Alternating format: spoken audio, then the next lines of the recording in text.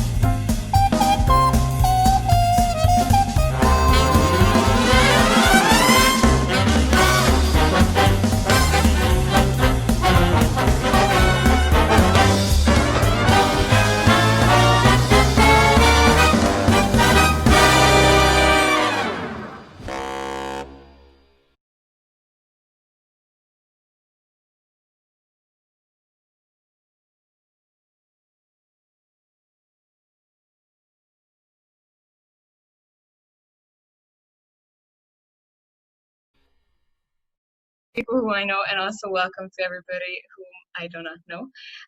So a bit of background from me, just to get a bit of context. I studied psychology for 5 years, and then I worked in mental health. And then after this phase of my life, I've moved to the Netherlands, whereby I started to work in the field of personal development, and since then I'm continuing this. And yeah, it's my presentation will mention mental health and will mention depression and anxiety and suicide.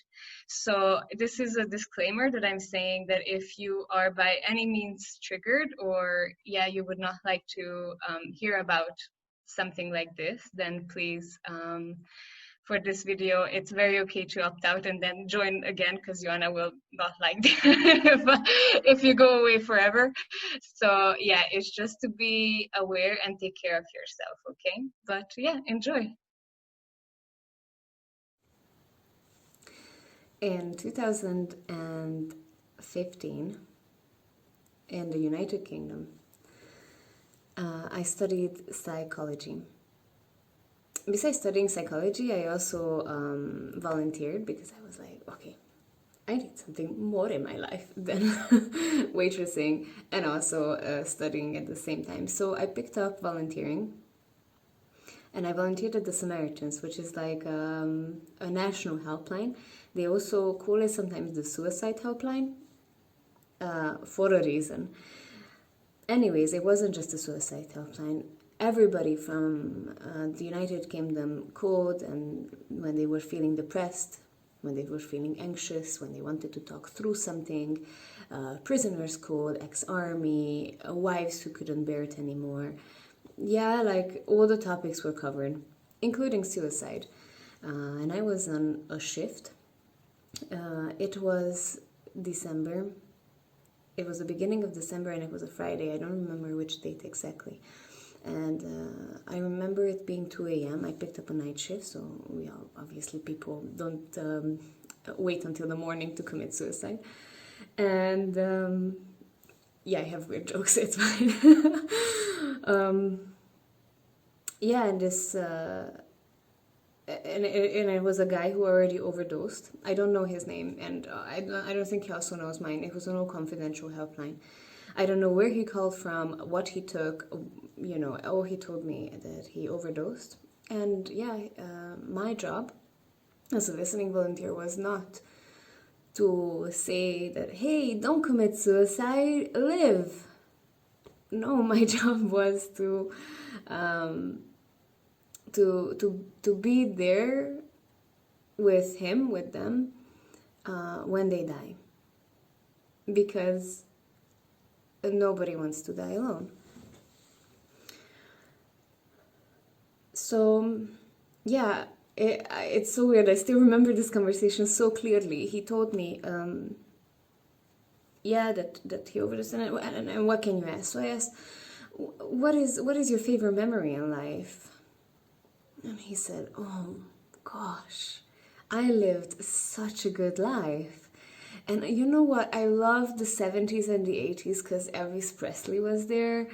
And, we listened to his songs, and oh my God, that style, and the girls, and the da da da. And then he just went on and on about these beautiful. I don't even remember. I just remember the feeling that, oh gosh, he's just like such in a flow when he talks about this. And in that moment, I realized I let go of the idea that suicide is good or bad, that I'm good or bad at listening because my English is not so good. I let go of the idea that this conversation needs to go somewhere or needs to reach a stage. Suddenly, all it was is this like tiny room, gray room, and me and him and this phone, his voice and the phone, and nothing else. There was nothing. No value was associated with anything, not even with me, not with him, not with the phone. I couldn't say that this candle is beautiful because it might be beautiful for me and it might be not so beautiful for you. So it had no concept. It was suddenly I realized that everything that there is just the concept, the value I put to it. I create all this world, and I create all my patterns, all my games, all everything how I behave. I created, obviously because my upbringing and social life and so on and so forth. But I created everything. I put value to it. If I say that, oh my God, this cup of coffee is good, or it looks nice, I created it. If I say I'm a good human being, I put my value to myself.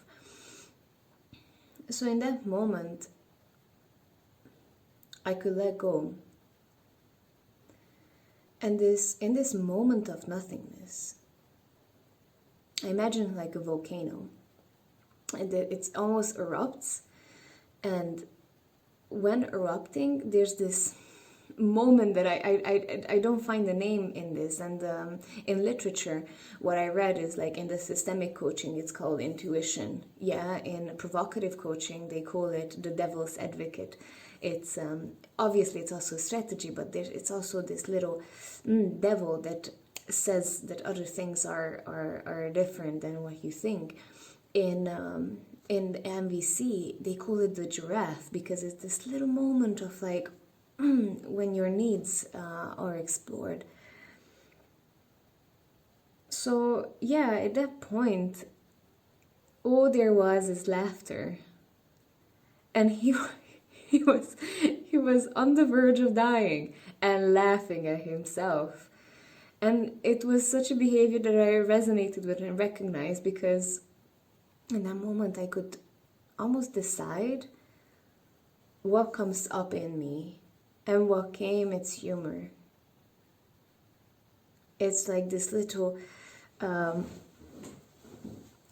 devil that sees things very differently. And even now, what I do is I don't say that, oh, depression, so heavy, oh gosh. No, I say like, gosh, that's a superpower. Everybody can stab you and you still survive. you can't go lower than that, Or like anxiety, at least you're hypersensitive. it's I have the option of saying the first thing that comes to me. And for some people that's more serious, and for some people that is, humor, and for some people it's a story, and for some people it's an image or body movement. But what is the first thing that comes up? What is the first thing that you do that is yours, that it's your ancestors? So what happened is that the guy told me that, hey, I will put down the phone because I decided I will call the ambulance. And I was like, oh, okay. So yeah, I don't know what happened. I don't know if he actually called the ambulance or survived or how is he now. Yeah, all I have is this story. And yeah, it just made me realize that if I speak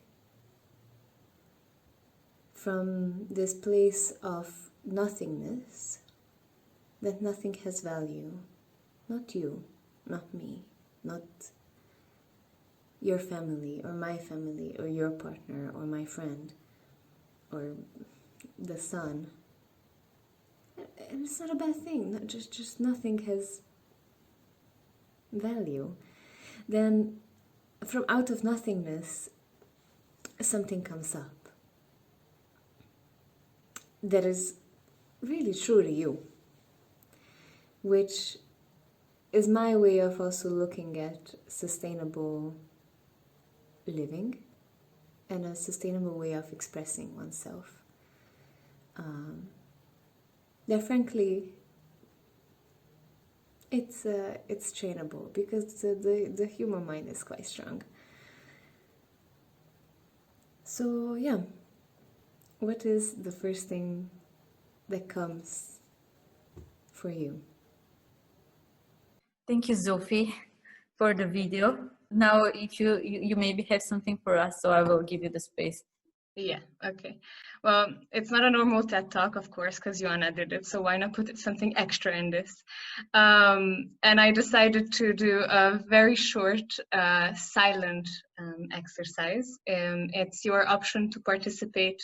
Obviously, I invite you to do so.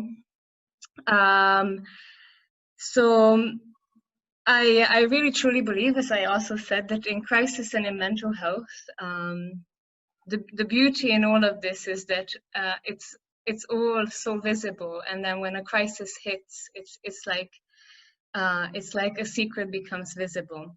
But it's as much as I would like you to be in stressful situations right now, it's very difficult to do so. And I can't really create a crisis situation bigger than a pandemic. So I'm just gonna do a very easy association game. So at this point, I'm just also looking at my notes. Yes, so if you either grab a pen and paper, or I invite you to write in the chat box that is in the Zoom. So if you open it with the little bubble head, and then just write there in a moment what I will, after the instructions. So basically I will say a word, and your task is to write down the very first thing that comes to your mind. This can be a phrase, this can also be a body movement if that is more comfortable for you, a song, a sentence, but again, it can also be just a word. And again, the aim is to do it as soon as possible and maximum in 5 seconds. Like that's the most I leave here, the most time I leave. And there's no right or wrong answers. There's no good or bad points here. The goal is very simple, is to raise awareness for yourself, not for me, not for the next person in the box in the Zoom.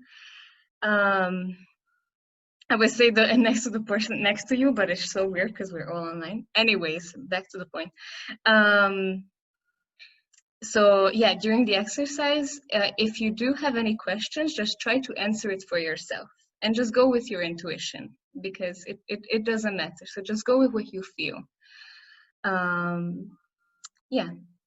So in a moment, I will read out a word, and in the chat or in your pen and on your paper, please write down the word. And then I will continue saying the words. Okay. So I will start now. Table. And write down the first word that comes to you.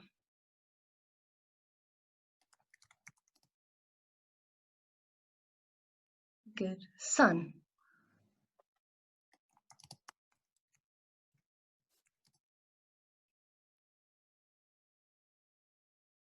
Lovely. Wood.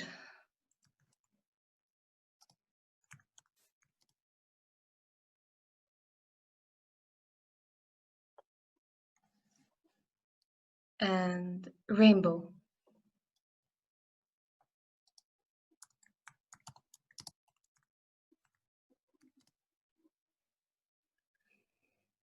Belonging.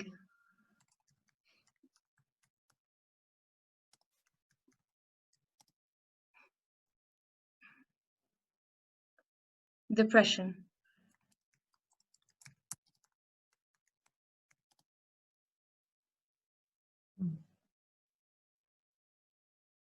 Anxiety.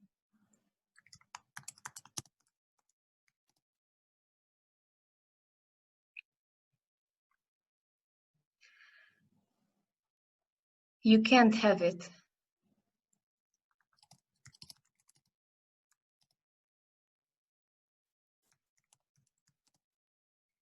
I love you.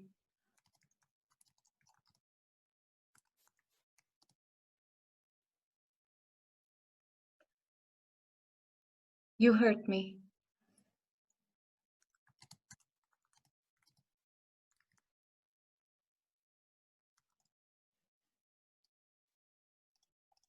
I want this.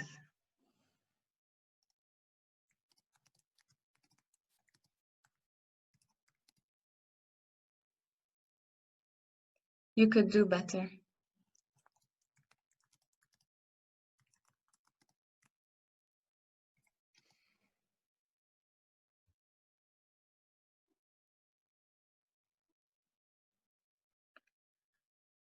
So this was my last sentence. Thank you. And in a moment, I will have 4 questions for you, again, to respond to it in your silently, so also in your own time and in your own space.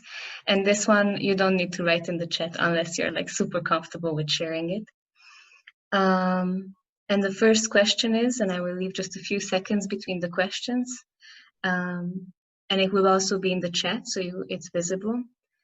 What is the atmosphere you create for yourself by responding honestly?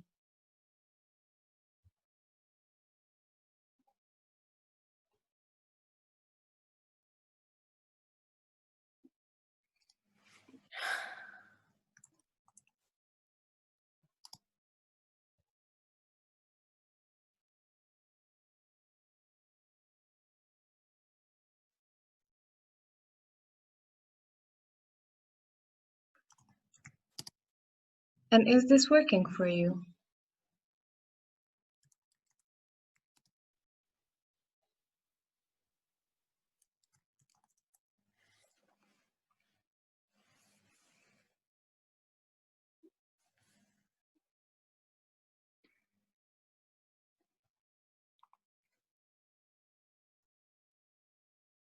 And what is the atmosphere you create for others with your authentic responses?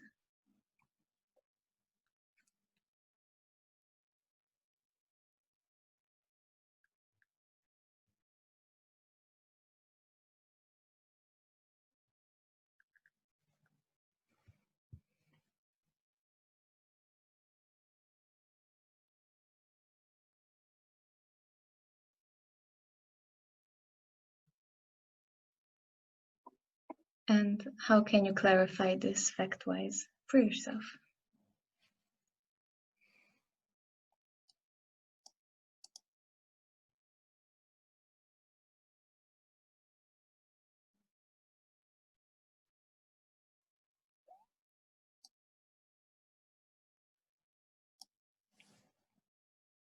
Thank you very much for participating. This is the end of my exercise. Before I leave, I would like to say just a few words about the project. Yeah, so now any questions? I'm here to answer. Oh, there are questions in the chat, Zofie. Okay, yes. I will tell you, Ramon asks you, by observing the responses of people, what was the experience? What was this experience about? No, maybe this is his answer. Oh, sorry. Okay. Hi, I was asking what the exercises in the end were about. Yeah, the goal of the exercise, as I said at the beginning, is to just raise awareness for yourself, to see how do you react and what are the things you say in situations when the response needs to be quick, and usually when there's a quick response, it's quite an authentic one as well. And as I said, I can't really put you in stressful situations, so I hope this answers your questions, Ramon.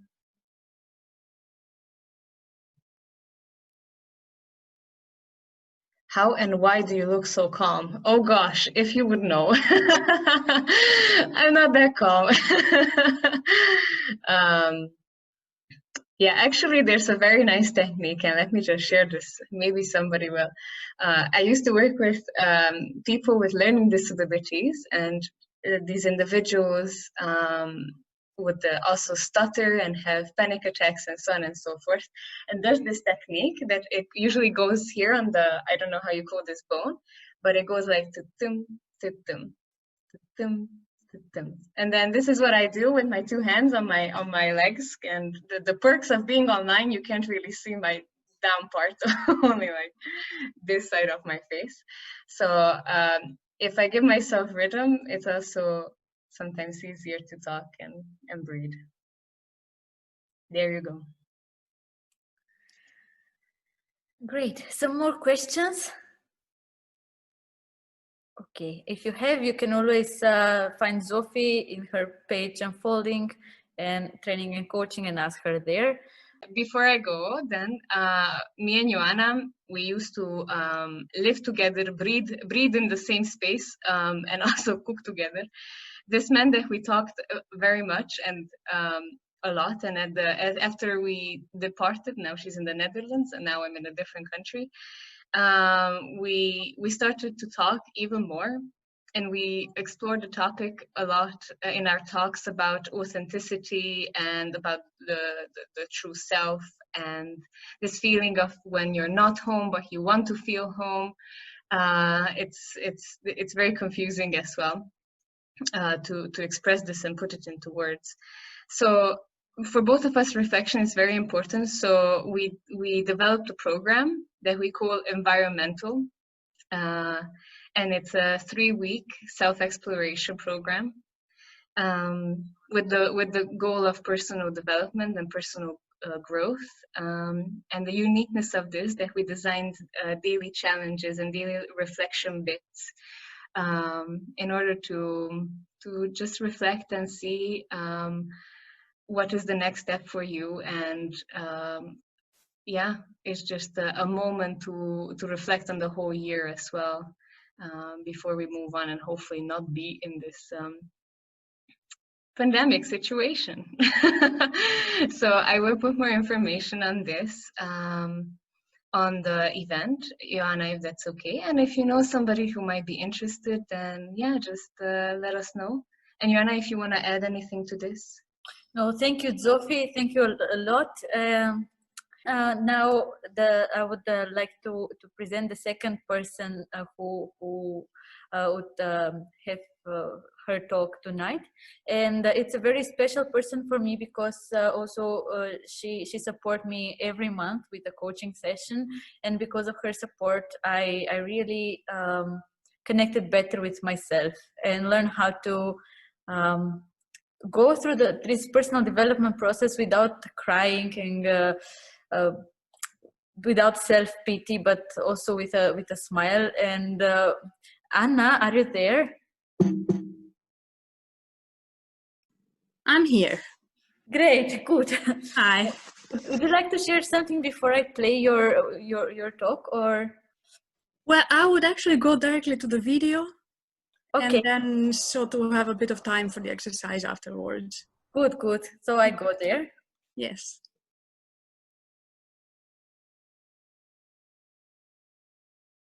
Hey guys! I would really like you to sit comfortably on your chair and to prepare yourself to hear a legend that comes from Sardinia, the Italian island. Once upon a time, there was a little shepherd. He had one goat that was following him wherever he went. He loved waking up very early in the morning and going up the mountains with his goat. One morning, unusually, the goat, instead of following him, went in front of him and started guiding.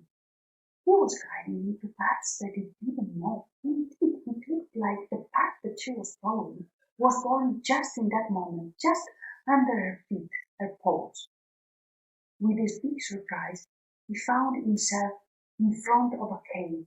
It was glowing from the inside. He went in and he found a big treasure indeed. Silver, gold, diamond, gems, all the most beautiful things that you can imagine. And he heard a voice. It was saying, "Little shepherd, pick what you want. Take." Without any single doubt and hesitation, he took a little silver bell and he put it at the neck of the goat. In this way, he could finally realize his dream, that of going up the mountains, looking at the clouds and drawing, instead of all the time looking at the goat. This way, he could be in contact with the goat just through the bell. A very happy period started for the little shepherd. Until one day, when the mountain became dark and his thoughts became dark as well, he started thinking, I should have picked something more precious. I should have picked something different. I would be rich by now. He started looking for the cave again, but couldn't find it anywhere. So he asked to the goat, "Goat, bring me back to the cave. I want to change your silver bell with something more precious, something that will make me rich." The goat took out her silver bell and left the little shepherd. And here the legend closes the camera on the little shepherd with his silver bell. What? No happy ending? We are all a bit children of Hollywood from that point of view. And this story leaves us there, suspended, maybe a bit disappointed. We didn't know the little shepherd until 3 minutes ago, but somehow we already want him to live happily ever after. I'm Anna. I work as a coach, a trainer, and a mentor. Many times, in the people that I work with and in myself, I observe similar moments. Moments when the mountain becomes darker and we start thinking, I should be better, I should have done differently, I should know by now, I should have more, I should have done something better. And precisely in those moments, it's quite difficult to go back to the cave that is full of treasures and anyways they're available for us. How to find the path? I find stories a very precious gold in showing us the way or creating new paths for us to get to our own road, to our own cave. Stories allow us to be as we are. How do they do that? Well, when we hear a story, for a moment we are caught in a parallel dimension. Our brain starts seeing those images. We find ourselves inside those images indeed. And we start very freely identifying. We sympathize with some characters, we cannot stand others. We have emotions that arise out of situations that we never lived, but that somehow are mirroring something that belongs also to us. We observe, listen to, dialogue maybe, somehow we attend symbols. And we spend a bit of time with those symbols, even before the necessity of giving them meaning. While we are inside the story, we are actually inside ourselves, our very authentic reactions, our emotions. This way, stories help us to bypass that censorship of the mind that says that we should be in a certain way, that it is more correct to react in a certain way. and for a moment give us the gift of simply being. It's not just about receiving help in changing a bit the perspective or receiving a message out of the story. The shift that they allow and support us to do is quite bigger. Whenever we approach transformation, a process of healing, a process of needed change, many times we get caught in the trap that we should do it in a certain way. It should look like in a certain way by the time when it's done. We should look in a certain way now and while doing it, and probably also at the end. Stories help us to approach that transformational process with a completely different perspective. We start from being allowed simply to be exactly as we are, and inside that being, to find what are the authentic emotions that we feel in this moment. What is it that we authentically need? What is it that we authentically wish? And from there, by allowing things to be just as they are, and first of all ourselves to be as we are, a natural organic movement of change is started. As to say that in the moment when we really allow things to be as they are, we also allow them to change and transform. Stories not only guide us towards the cave of our subconscious with all the precious gifts that are there, they also give us a map of reality. Indeed, we do live in stories. Everything that happens to us, our interaction with other people, our narration about what is happening constitutes the narrative of our life. Through stories, we can learn also to find out the symbols and give them a meaning. We learn that plots can be twisted. The real enchantment of stories is not so much in the magic lamps or flying carpets. The real enchantment happens when they actually connect to our own stories and narratives, talking to our hearts and bringing up a wisdom that somehow was already there, and we need to get reminded of it. And this enchantment helps us also to go back to that curious child that we all have inside, that one that is eager to play with the stories, and that no unhappy ending can stop from asking, and then giving us the perspective that there is always a next step possible.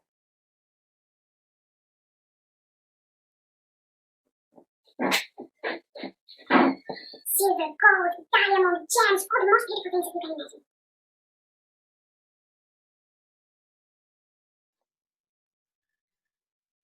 Oh, thank you so much for this speech. Like, thank you.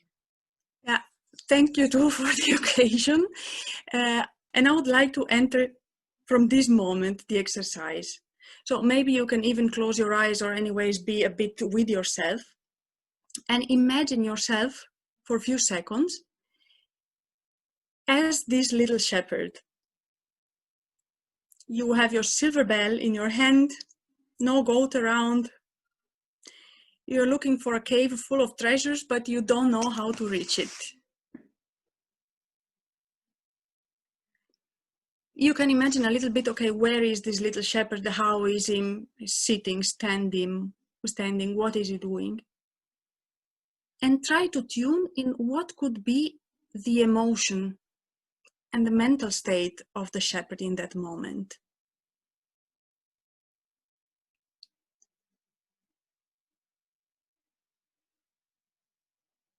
Maybe you have words for it, or maybe it's just mostly feeling it in your body.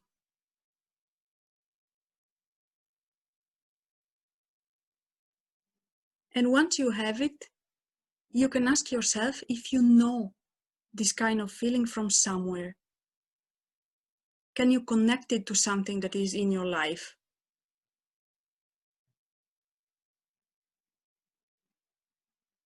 Maybe there is a situation, a kind of conflict, something that is not solved yet. And then you take your silver bell and you ring it a bit. And the goat is coming back to you. And telling your name, she says something like, Anna, I would really like you to... Listen to the goat.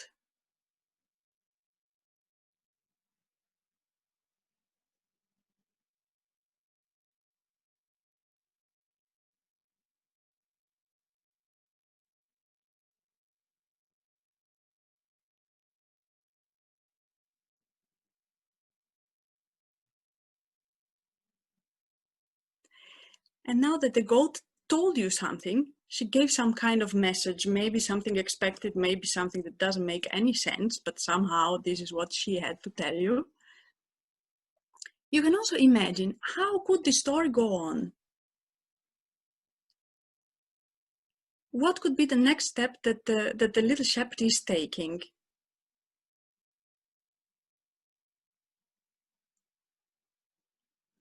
How would you like it to go?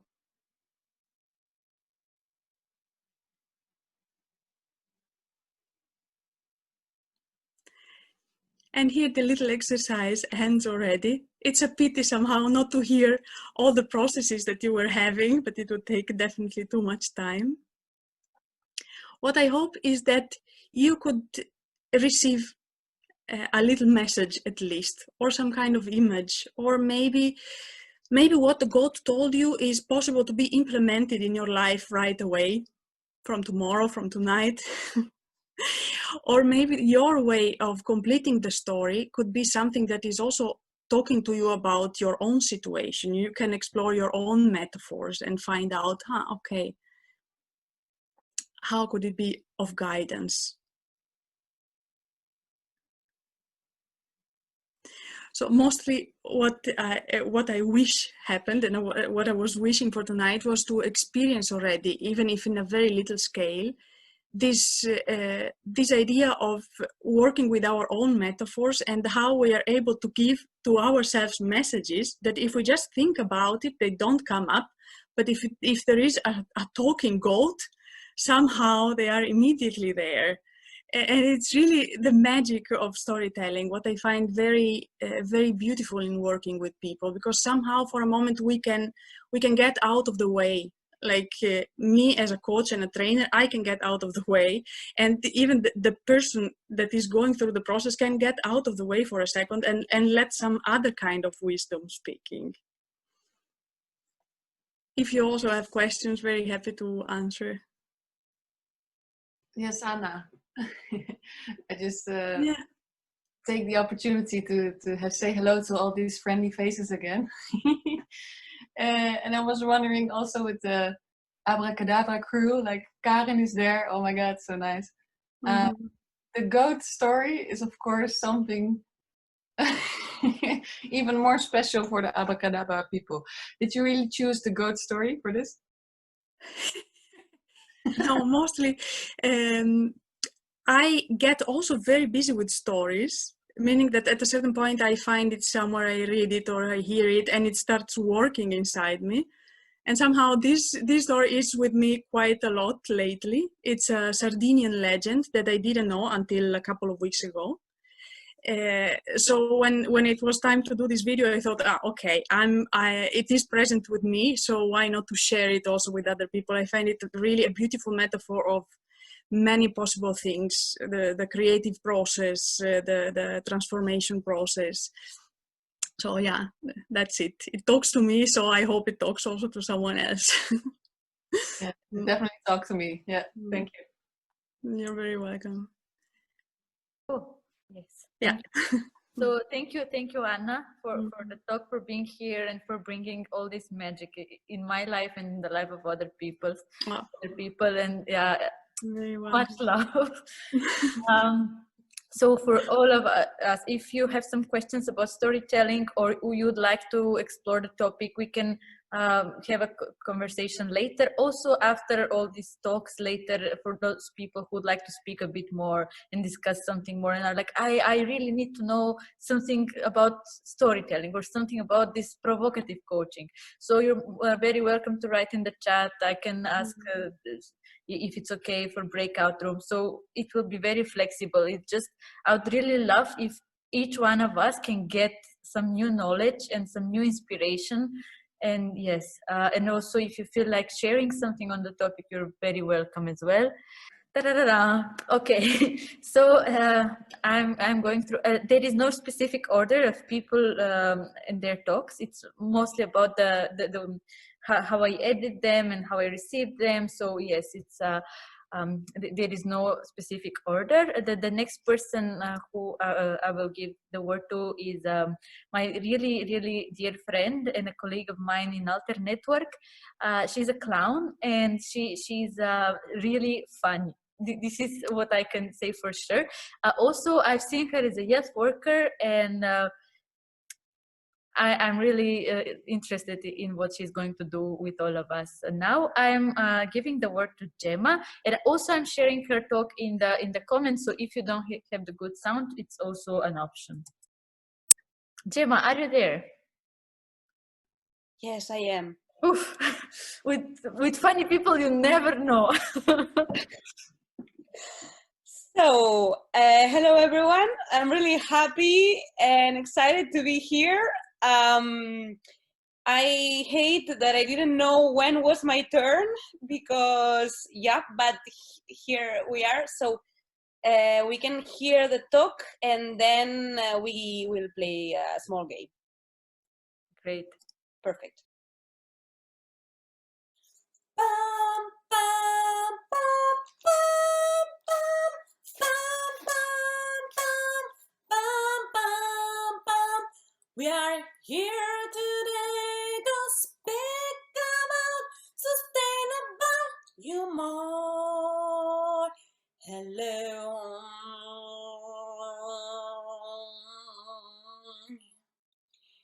I'm here today to speak about sustainable humor. So, I'm Gemma, I am going to explain you about the language of humor in everyone's lives. Here I am.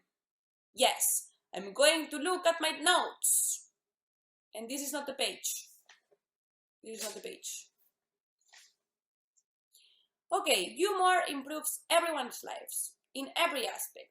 Psychologically, physically, and it has a lot of benefits. If you want to know about the benefits of humor, you can do your own research, or you can ask me later about bibliography, and I'm going to send it to you, okay? Perfect. Then, what I do, it's I wanna make humor. I want people to experience humor. But how do I do that? I want to use humor for care for the others. And it's about something really easy. First of all, humor is a must in everyday's lives and in everyone's lives. In every day and everyone. I'm going to explain you why. Do you want to know why? We have 50,000 thoughts per day, and only 10,000 of these thoughts are positive. The other ones are negative. That means 80,000% of our thoughts are negative. So we must bring humor into our lives. I was asked, what would you do if you were president of the world? And I said, I will be a dictator and I will oblige everyone to have 2 hours of humor, comicity, or laugh in their lives. Yes, that's what I will do, because I think it's the most beneficial thing for everyone. I am a clown, and that is why I'm going to speak more about clowning. And basically, when you do it, you are your own superhero. When you practice it, when you perform it, you are your own superhero and a superhero for others. You are your own superhero because you become more aware of your vulnerabilities, of your high and low points. You're able to show it, and you at the same time take distance, and you have other perspectives of it, and you give, and that is why you are a superhero for others. And that is totally something that changed my mindset when I started, because it's not about getting, it's about giving. Getting versus giving. It's not about doing humor and getting laughs. It's about giving humor, giving the opportunity to experience humor, giving laughs. How? How do we do that? We make humor common in non-common places. So we make people experience humor in places where it's not common to do that. Do you understand? If you have questions, you can ask me later. And the value of humor is that it releases stress. You are more relaxed. Then your productivity is higher and your results are better. Not only in your work life, but also in your personal lives. And the good thing about that is that humor can be trained. Yes, you over there, over the camera, you can learn and can train humor because it's a skill and you can achieve it.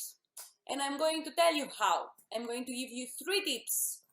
Tip number 1, raise awareness about your surroundings. Pay attention, look, listen. A conversation from 2 neighbors, 2 kids playing, folding a t-shirt in your house may have a humor part in it. 2, practice, perform, repeat. Practice, perform, repeat. This is trick number 2. Practice, perform, repeat is about trying, failing, trying, failing, failing, failing, trying, failing, try, fail, try, fail, try, fail, try, fail. Yes. And I am going to introduce you to the most important thing you are going to learn today. Yes and. Yes, this word is going to give you a full world of opportunities, a full world of creativity, and you can achieve anything with that. You can be an opera singer while you are a cooker, while you are writing 3 emails and attending 3 calls. With yes and you can achieve anything you want. And finally, the 3rd trick is tragedy plus time. This is what I learned from Mark Twain. Yes. It's about take a moment in your life when you broke with your boyfriend, woke up with your girl, you had a fight with your mom, or your friend said something really bad to you, or you lose your kiss. And this moment that back in time was the biggest tragedy ever, no, it's not. And it becomes totally humorous and you can have something comic and a laughter out of it. And another super duper good news is that we are all creative minds. We are all creative minds. We can all create, generate, and produce humor. And that is why I invite you to experience it. Because Mackie is an American guy, says that it's better when you create your own humor than when you consume it. So create, generate your own humor. Do you understand? If not, you can ask me later. Okay, more important here, a question you are all going to have. How do I bridge sustainability and humor? I just give the opportunity to experience humor at the same time where I care for the others. So one thing is a bad joke. A bad joke is a joke where no one is going to laugh. Don't worry, you're going to survive from that. But what you might not survive from is an inappropriate joke. Description of inappropriate joke is a joke that has an inappropriate target, inappropriate time, or inappropriate subject. I don't recommend you to go there. Don't go that far, just leave it. My approach is what I already said. I'm not going to repeat myself. It's about giving the opportunity to experience humor for everyone and bringing laughter into people's life and into your life. It's also important about you. Yes. And we are achieving the end of this speech, but I want to introduce you my mantra. Less is more. Less is more. Less is more. That I learned from Merche Ochoa. And you will be asking yourselves, what the fuck? And I'm going to answer, wow, that's fun. Yes, people, I had a lot of fun with you today here. Thank you very much for listening, and I hope I learned the thing that I have to look to the camera all the time. It's a little bit difficult, but I think I achieved it. So thank you very much, and I hope to see you now in the Zoom. Have a kiss from me to you, all my golden humorous energy.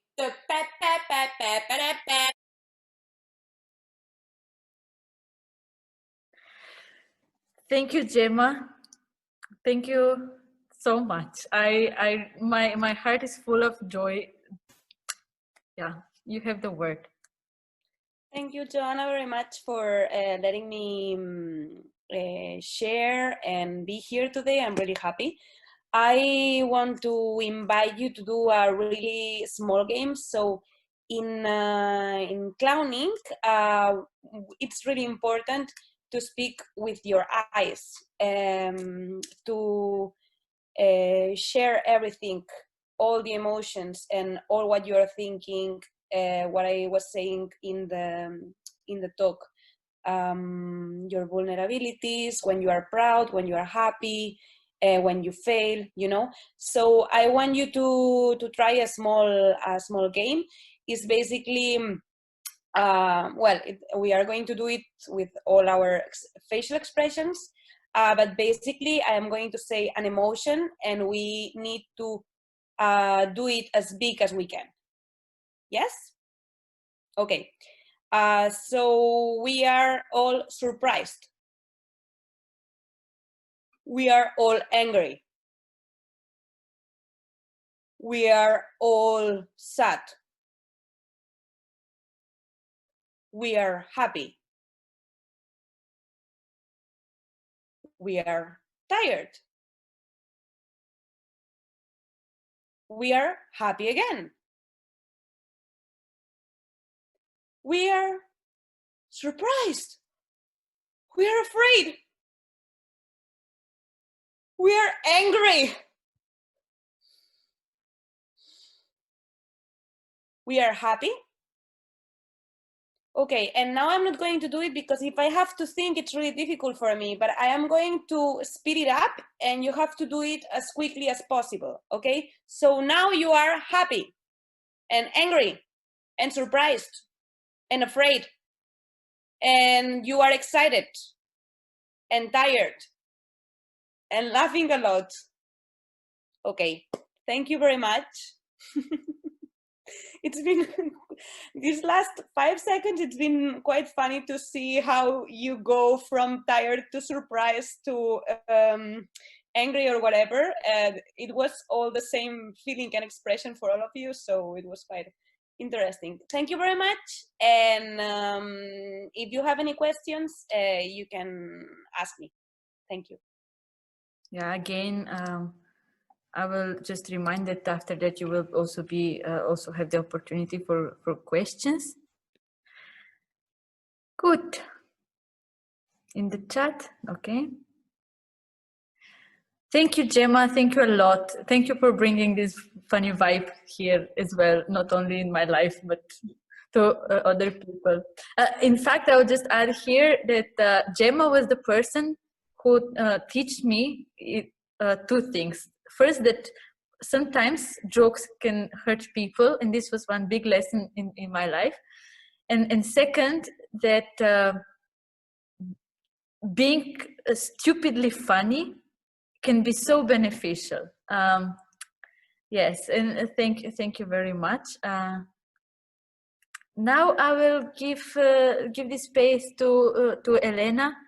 Elena, some of you may know her and some of you may not. She's a really inspiring person, a mover, an artist, a graphic facilitator, a coach, an empathic Fox founder.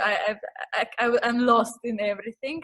But most of all, when I say Elena, I think about the idea that she's the person who empowered me to move even if I don't feel like a dancer, and to create even if I don't feel like an artist at the moment, and to defend the artist in me. So I'm sharing in the chat her talk just to be sure that you will all have the opportunity to hear well. And then now I'm sharing my screen.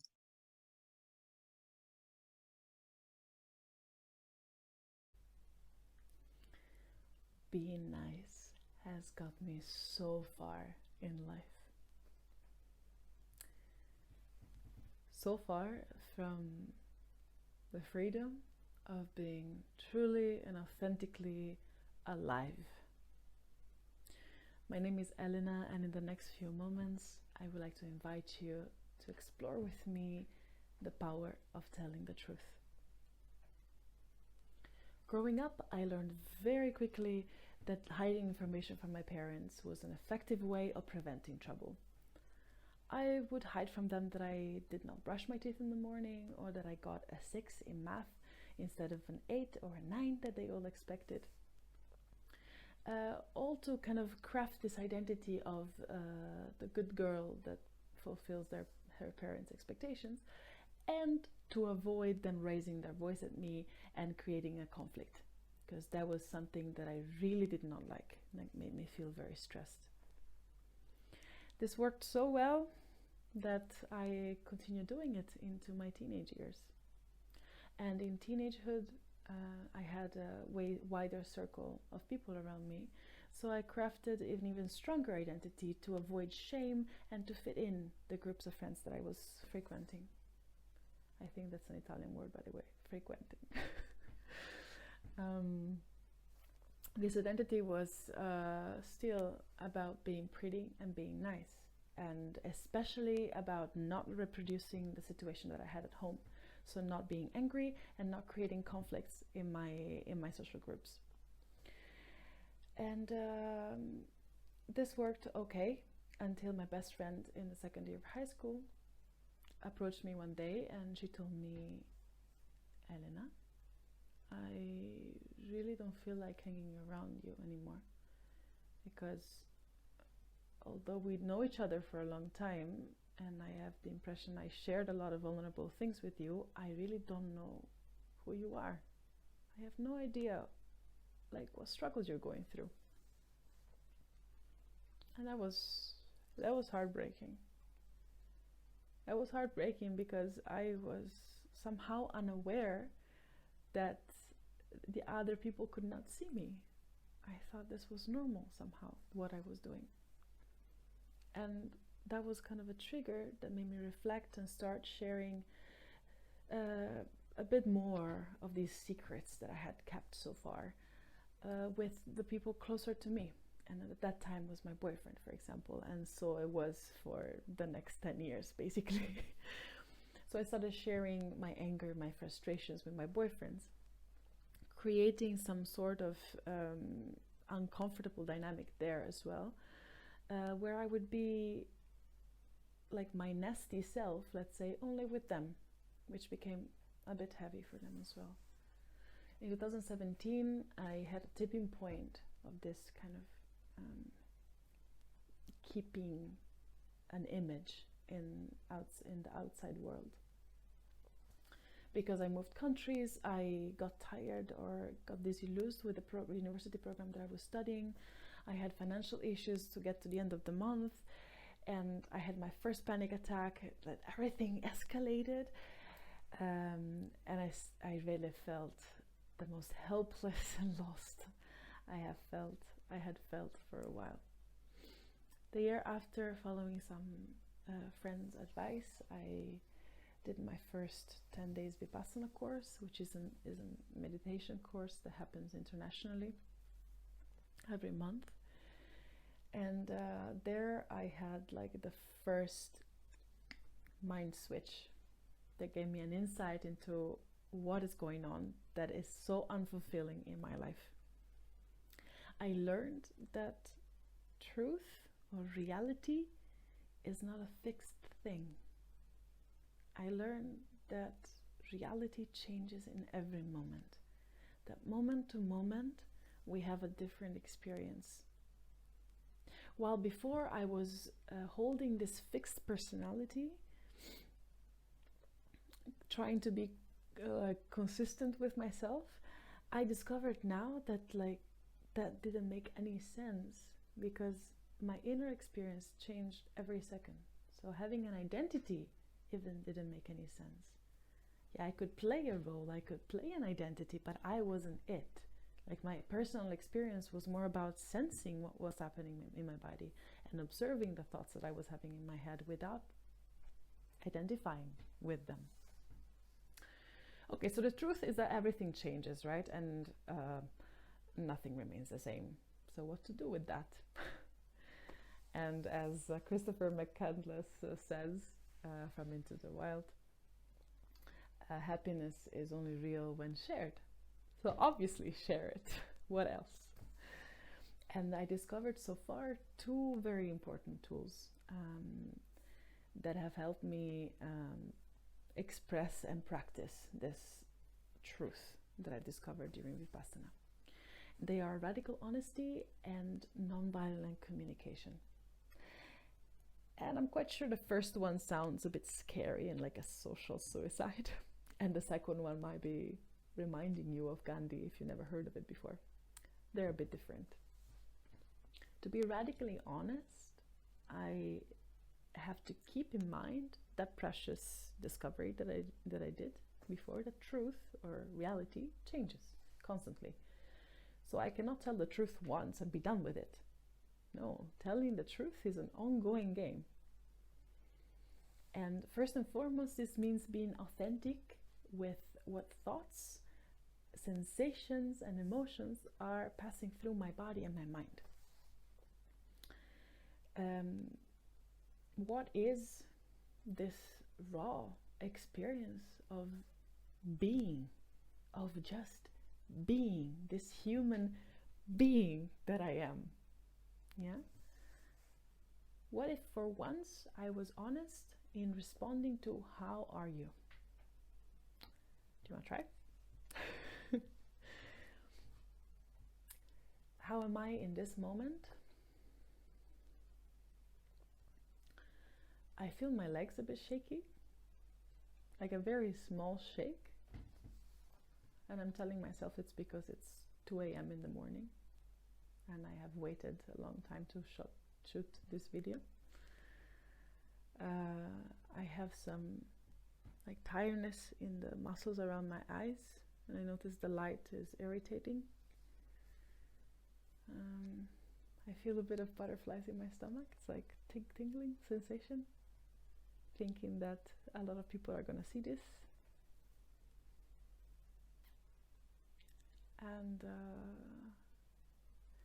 And I'm also a bit proud of myself, and also ashamed of saying this actually.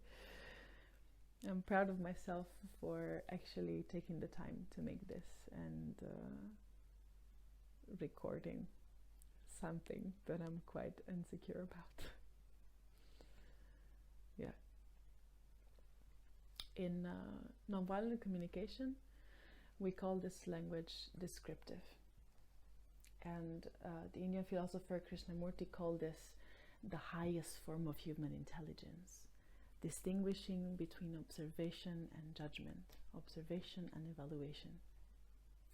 What we're most used to in our society is actually evaluative language. Things like comparisons, judgments, exaggerations, things that have to do with interpretation, interpreting reality in a particular way, which is personal, subjective. and creates often conflict because we all see the world differently from each other.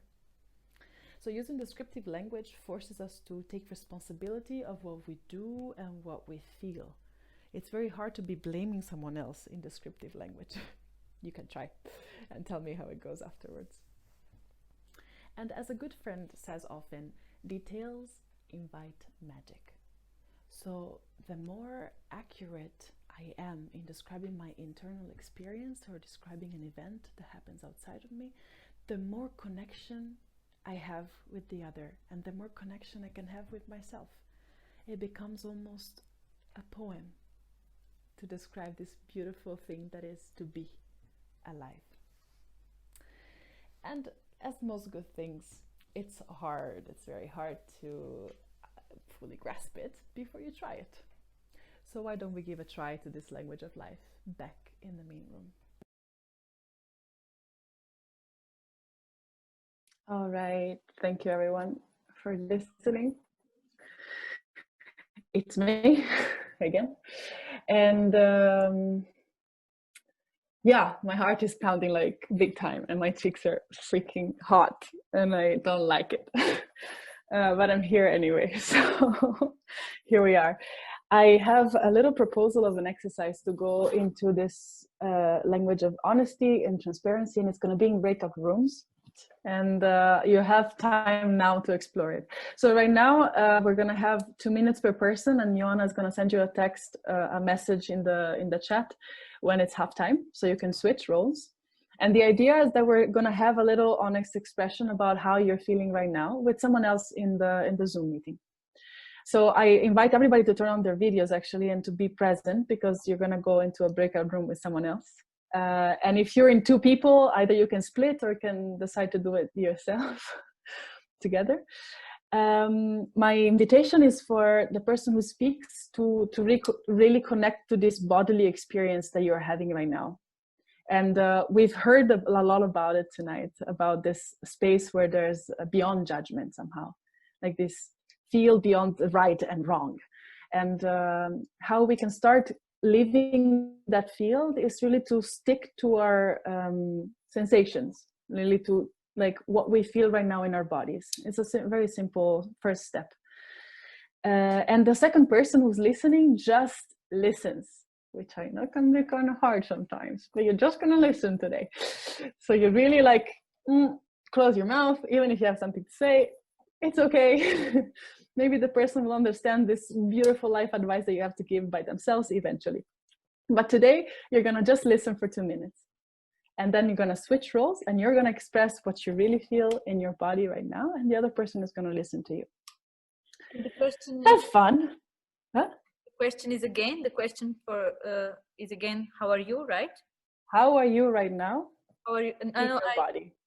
Okay, mostly. How are you right now? How are you right now? Good. I will create the breakout rooms. Thank you. If you don't want to be in a breakout room or you would like to skip this, you're very welcome also to come to the main room. And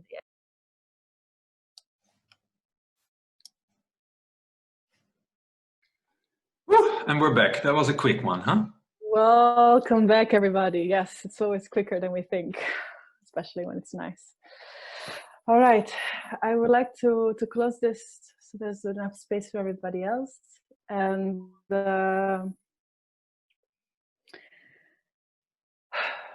beyond all the judgments that this went, I would like to hold this invite.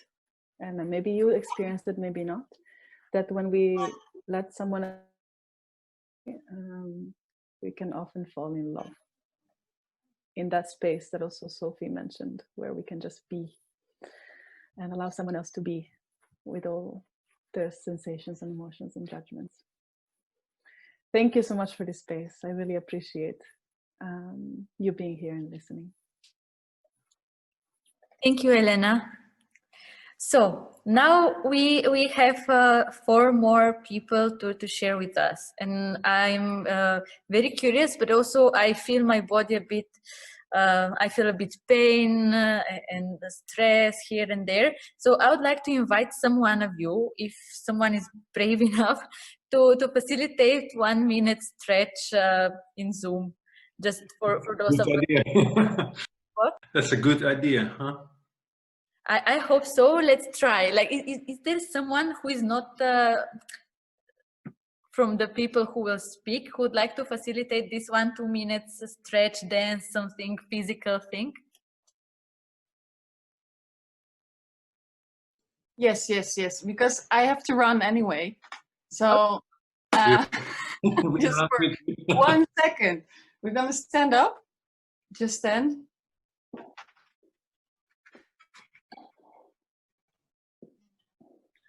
And then we're just gonna move a bit. So you're gonna stand up and just shake it.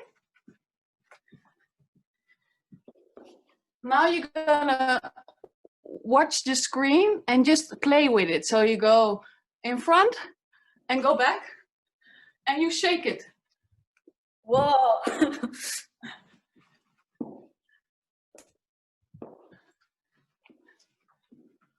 Woo! Thank you. I have to run, but thank you. Thank you, Jolene. Is she actually leaving? Yes, I am. I have to go. Wonderful ending. Thank you. Oof. Thanks. Thank you very much. Great.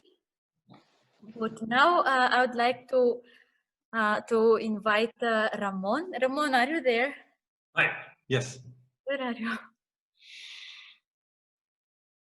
Yeah, there's 2 screens of portraits, huh? The other Ramon. The other Ramon. Yeah, okay. I see another one. Let's have Yes, him. I'm here. Sorry, I keep the cam off and stuff because I have a bit of Zoom fatigue. But I happily make an exception for you guys. Thank you.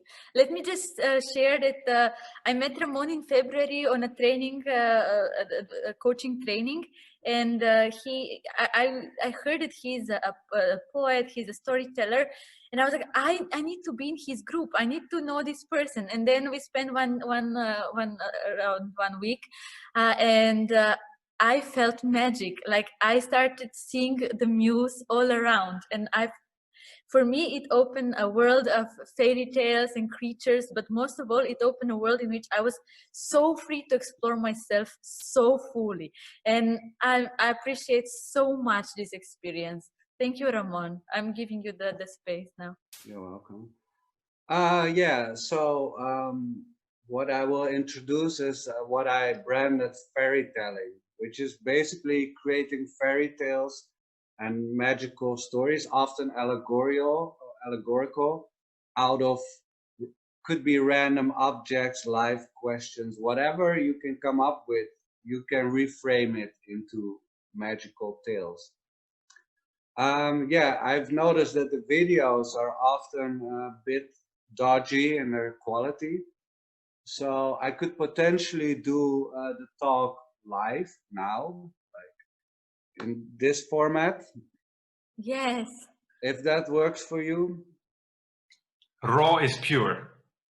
Yes. And I do usually improvised storytelling, so it's good because now I get to improvise. Sort of, because it's studied. So I want to start by telling about a little boy. And this little boy was exceptional because he was invisible. I think we all know someone like that, always in the back of the classroom, like being ignored by the teacher, by the other kids. And when all the others are playing outside, he sits in his room all alone, staring out the window and hoping that one day he can join. But every time he goes down, the children just don't notice him. Nobody shoots the ball to him when they're playing football.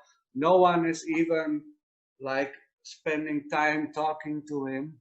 And so this boy, every night in his room, looking down at the rest of the world, he was hoping and dreaming to be seen to be noticed by the others.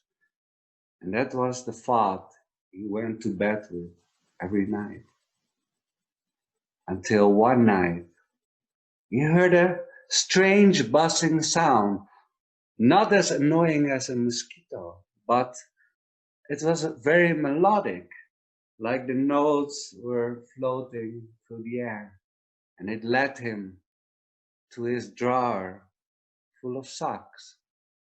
And he opened the drawer, and there inside was a tiny little creature with shiny wings in all colors. And the creature said to him, "Hello, my name is Muse, and I'm from a world of creatures that used to live amongst you people. And we used to be so strongly connected to you, and we were feeding of the magical look in your eyes. But the problem is that me and my friends, we started to fade away. The people didn't notice us any longer. And the more they got involved with their jobs, and the more they got focused on their things, the less they noticed us. And so, in a desperate attempt, all my magical friends dived into the objects people seem to obsess over so much. But still, they remained unnoticed. But I see that you, little boy, have one thing in common with them. You are also invisible.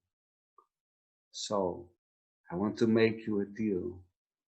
I give you the power to see my magical friends in all these objects, and you can tell the people about them, so they will be seen. And in return, you will be seen as well. And it gives you and my friends and all the other people a chance to be connected again. So, as I mentioned, my name is Ramon. I tell fairy tales, I write poetry and short stories. And what I do on a story night is I invite people to bring objects or to bring the questions of their heart, as they call them. And based on that, I improvise stories, magical tales on the spot. And it's a very organic process that's born from the interaction, the energy that's there. And what I also do is I help people to find their own inner tale. I coach people to work with what's there inside them, the themes especially that are there. It can be things like loneliness, disconnection, but also things like love and joy. And I help them to reimagine them into characters, into journeys for these characters, and to explore them in new ways, to find new answers and to find new perspectives on looking at the world.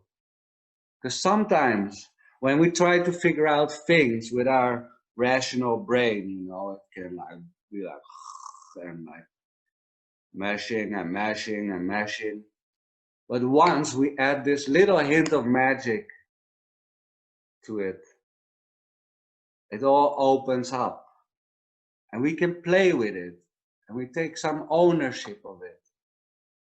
And we will surprise ourselves through our own creative and poetic potential. So what I do and what I would give to you is that it all starts with a metaphor. And from the metaphor, life opens up and you'll find new connections. What's within yourself and what's outside yourself. That's what I have to say for now. I think my recorded video was a bit more elaborate, but this covers the core of it. Thank you very much. Thank you so much, Ramon. Thank you. Thank you. Do you have some questions or? Would you first like, sorry, would first the questions or first a little exercise? Okay, how do you prefer? Let's first go to an exercise, and from there we can go to the questions. So I invite you all, like, I wanted to do it interactive with the mics on, but I think that would be a bit chaotic. So what I'm asking you now to do is to look around in your room and feel the pull that the muse puts on certain objects surrounding you, and choose one object.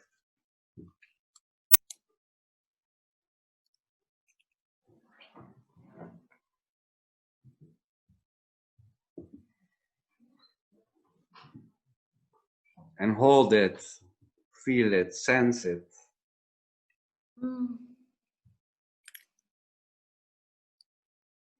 Okay, then I go to the next step. Now, all objects have certain qualities, certain functions, certain colors, shapes, but also limitations. And especially I would like you to focus on the function of this object. What is its role in the world? And I would like you to imagine, reimagine this object as a character. What kind of creature would it be? What would it look like? What are its qualities? And especially, what is its role in the world it inhabits?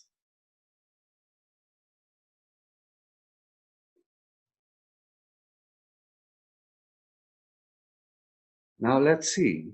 Let's go to the next step. It has a role it inhabits. Like, for instance, I could say with a pen. A pen is for writing. So I would imagine a character who rules over life. And he has to determine the lives of all the people that are born. And he's slowly writing it. And he gives them to the people as a destiny.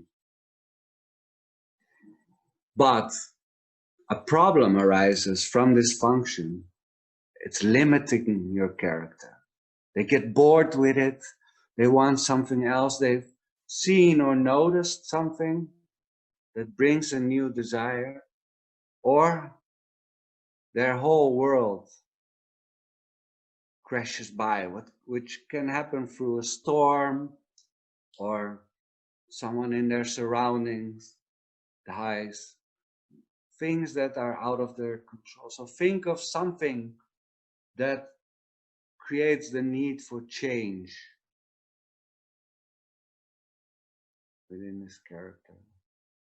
So with the man who writes the destinies for the people, it can be that he has a writer's block.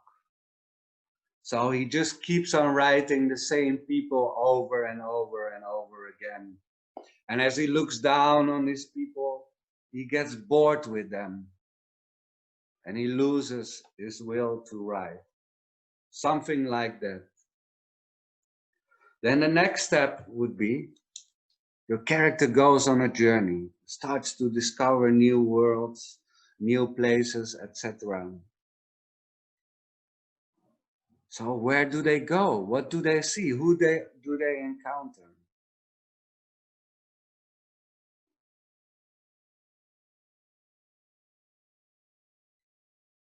So it could be with this character. He goes down upon the world and he starts to challenge the people to be less boring because they don't bring him any inspiration anymore. So he talks to the people and he asks them questions and they all answer the same. For instance, that kind of thing. So in this journey, your character meets a confrontation. Something that gets them stuck on the journey, or something that forces them to learn something new, that challenges them.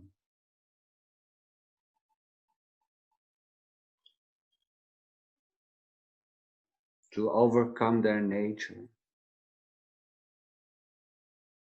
And how is that nature challenged? And by what or whom? Maybe they meet a creature that is the direct opposite of them.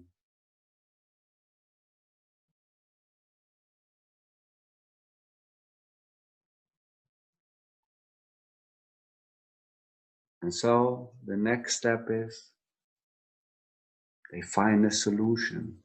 For that solution, they need to change their perspective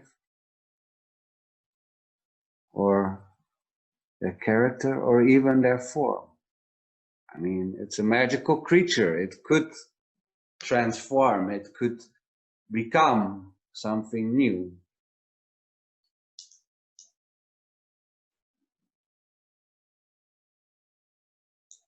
And so now your character faces this final challenge and something changes.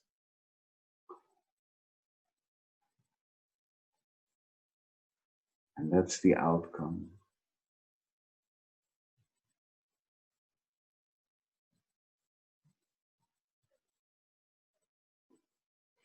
Okay, this was a very short one. I mean, usually it's more elaborate and it's more in a smaller group or with more direct interaction, but I just wanted to introduce some of the steps of creating a metaphorical story and the elements that such a story consists of. And I hope that some inspiration arose from this. Thank you a lot. You're welcome. Again, if someone has questions, it will, yeah, you can always write in the chat, and you could, after that also we will have time. Now I would like to stick to the plan, so we can also hear all the talks. They're really interesting, and I know that the time is going, and 2 hours is a lot of time.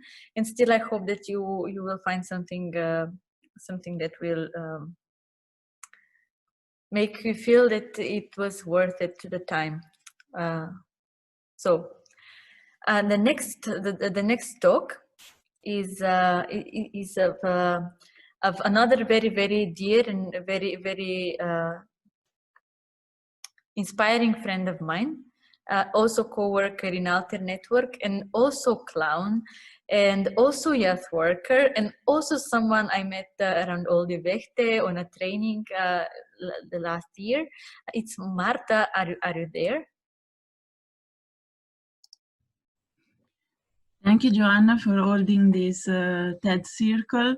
Actually, I see that you are in the main room in Oldevecte, and I have to say that I miss this place a lot because I've met you, Gemma, Ivo, and other people that I see here. So I'm quite, I feel quite a lot of emotion in this moment. Yeah.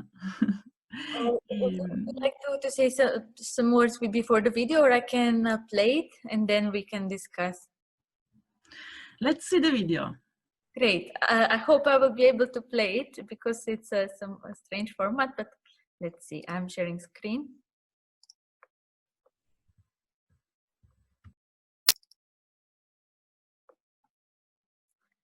Whoa. Okay. I think that I will need some more time.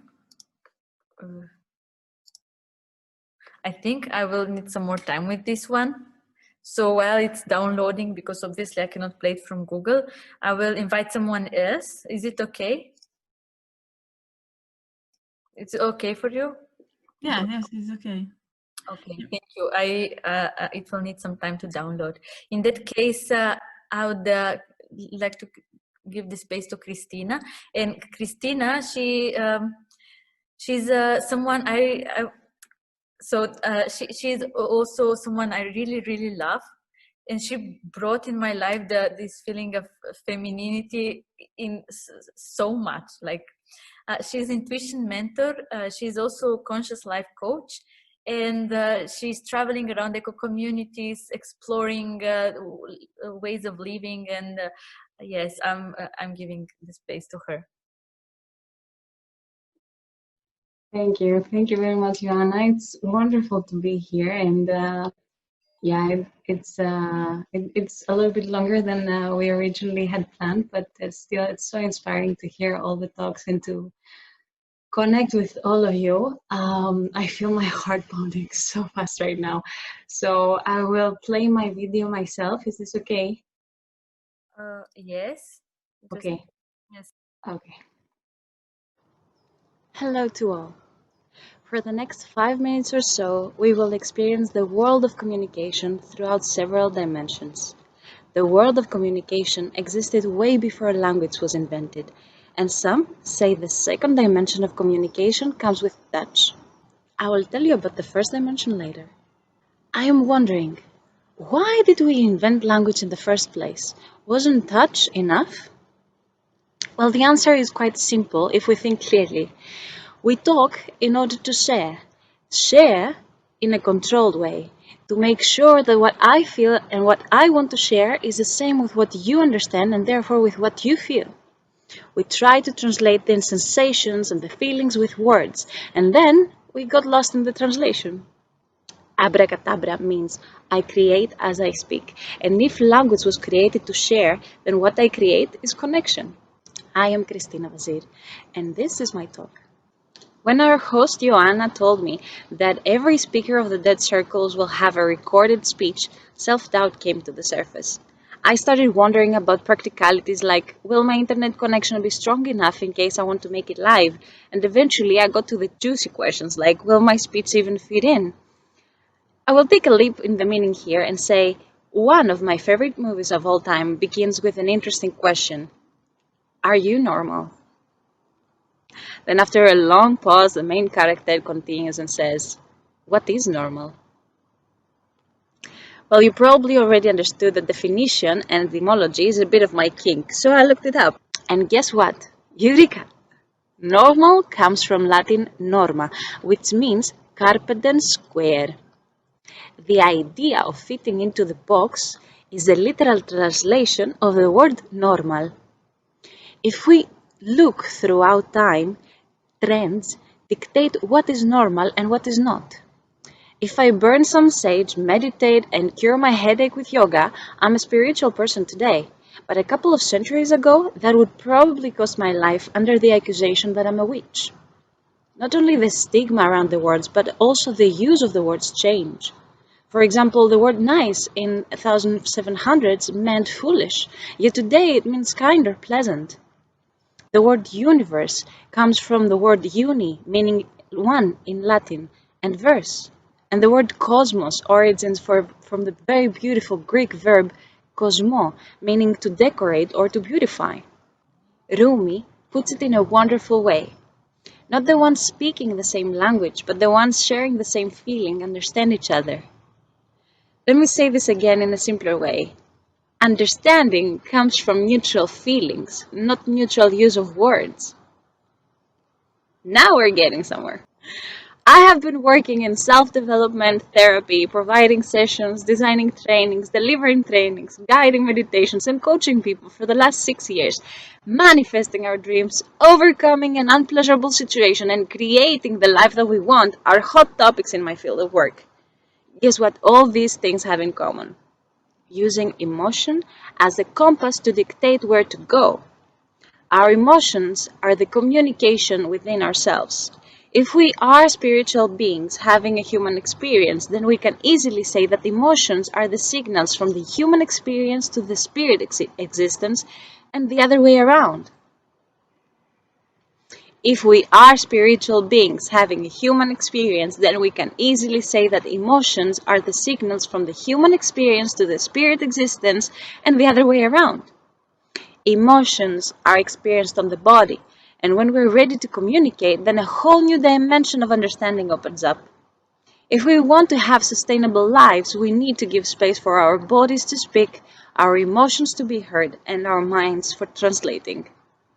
Embracing the human experience and allowing ourselves to feel beyond labels and judgment by connecting again to the first dimension of communication. Feel.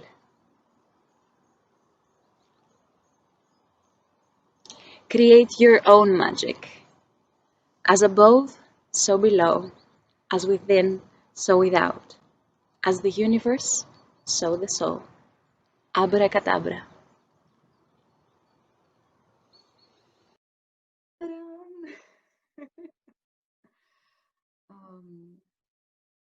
So I got super excited watching this video also with you, and I have prepared a small manifestation, meditation, systemic work kind of game thing, la la la la. So what I would like for you to do now is gather a piece, maybe 2 pieces of paper, and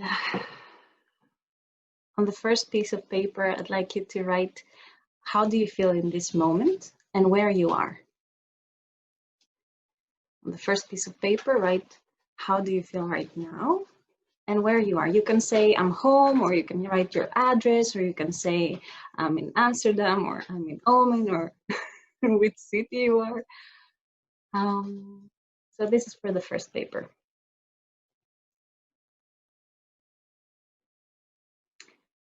I'll give you some time. My heart is pounding so fast.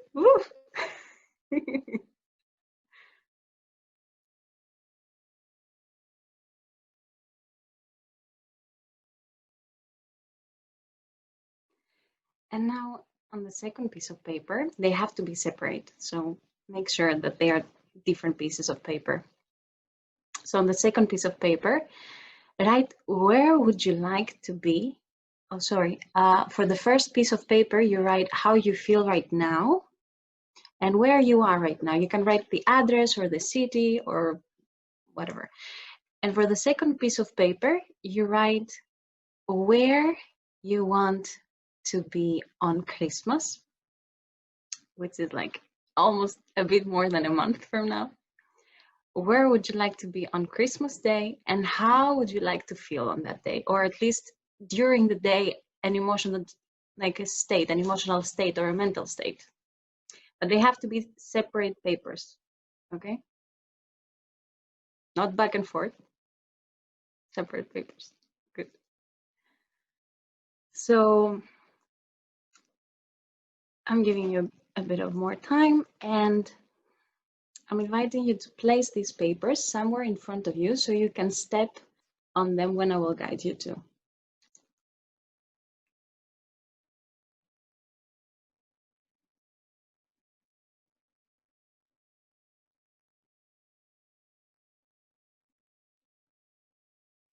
So place the papers somewhere in front of you so you can step on them when I will guide you to.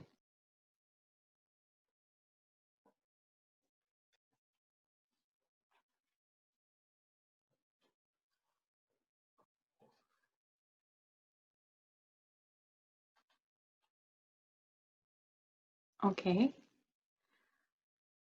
Get ready because we're starting.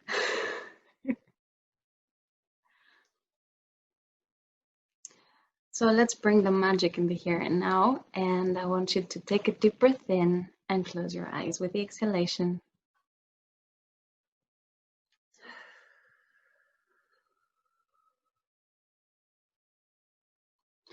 I'm going to guide you in a small manifestation meditation. Bring your focus to your breathing and slowly surrender to the sensation of the present moment. Feel how it feels to be here and now. Observe how you feel in the present moment. And where does this feeling is located on your body? There is no right or wrong here. Whatever you feel, it's what you're feeling. It's your experience. Take a deep breath in and step on the paper representing the present moment.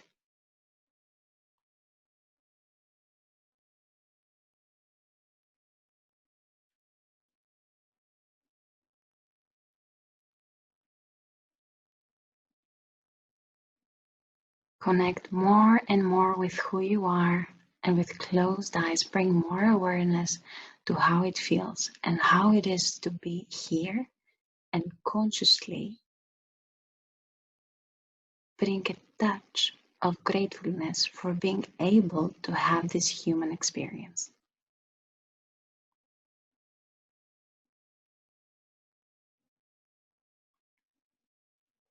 Now take a deep breath in to accept the present moment fully, and in the next breath you will step out of the paper and allow you to become neutral.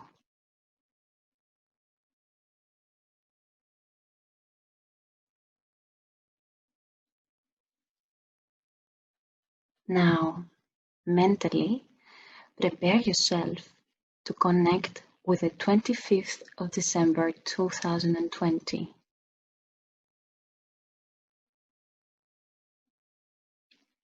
Connect with the feeling you wrote on the paper and allow yourself to connect with that day, now.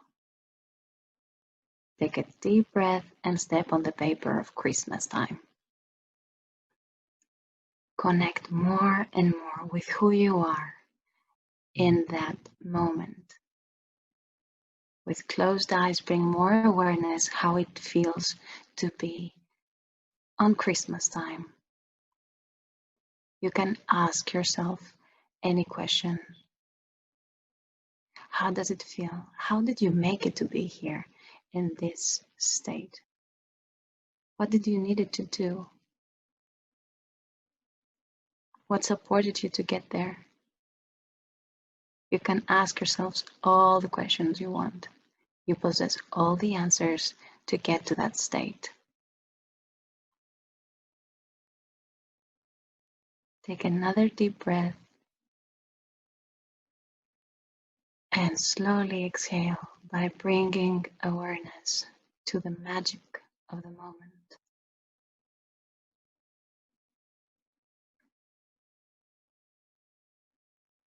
Consciously now bring a touch of gratefulness for being able to have this human experience.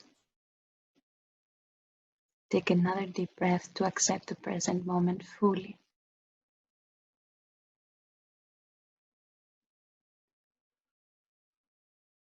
In the next breath, you will step out of the paper and allow you to become neutral.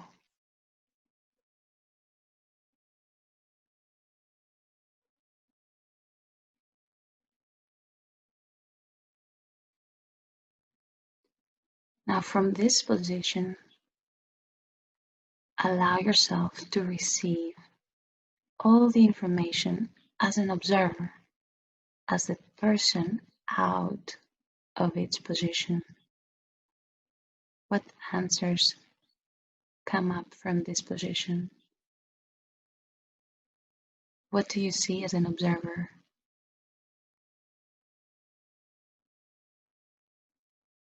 Take a deep breath in and exhale. Bring awareness to your body, to the present moment. Slightly move your toes, your fingers, your head, your shoulders. Bring back, come back to who you are, to where you are. And shake a little bit your fingers, your hands. Shake a little bit your body. Let's do a little bit of rock and roll. Yay. And when you're ready, you can open your eyes. Yay. let me say, a magical thing happened, and I noticed these things like a real witch. When I told you to observe by the position of the observer, I have a candle here, and the flame went so big, like big time, and now it's again small. So I just wanted to share this with you. Questions, sharing.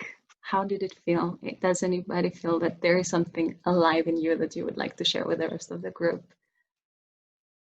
How was it for you? Any aha moments, insights, any magic?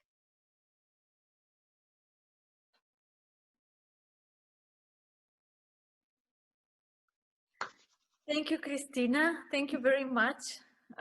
Maybe the magic needs to stay a bit with us, and then we will discuss more. Also, for all of us, if you find something very interesting and you would like to know more about the person who is speaking, every one of us has his or her card in the event, so the discussion of the event. So you can go there and see more about the person, maybe contact with the person, ask questions. You can always ask me, text me. I will also be able to create the connection. Thank you very much. Thank you again.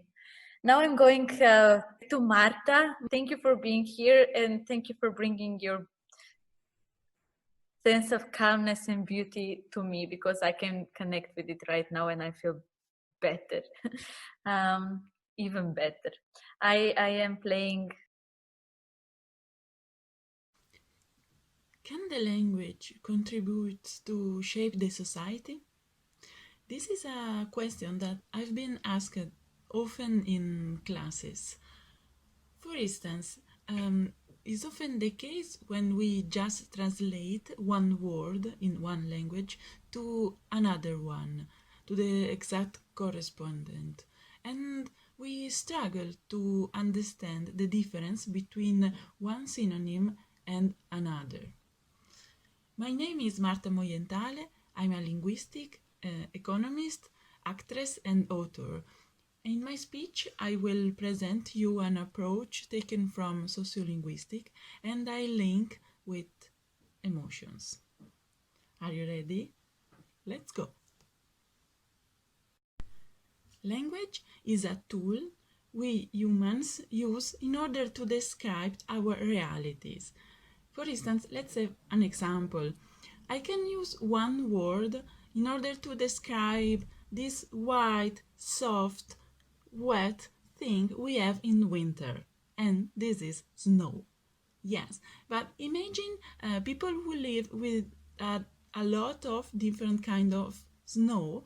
Yes, in Eskimos communities, they call it in many different ways. They have a huge amount of different words to describe different kind of snow. For instance, more wet, more solid, and this kind of differences. So imagine how difficult it could be to translate one Eskimo word to describe wet snow in our normal word, which is just snow. On the other hand, language can also help or contribute to change the society. Let's think, for instance, about words we used to describe the less privileged groups like women or black people. Well, nowadays there is a normative approach, and we say that some kind of words are considered non-politically correct. And with this, language can have a big impact, because more and more we use it, more and more our mind get used to these differences and to different approaches. Well, since now I just mentioned the verbal part of a language, so the words we use and sentences and this kind of structure. But there is another wider concept, and language, we say, is built by three levels. The first level is the verbal, so the words and the sentence we say, as already said before. The second level is the paraverbal. It means the rhythm, the tone, the intention, and the emotions. Then there is the third level, which is the non-verbal. The non-verbal is our gesture, because since the beginning of this video I started to show you some kind of gesture.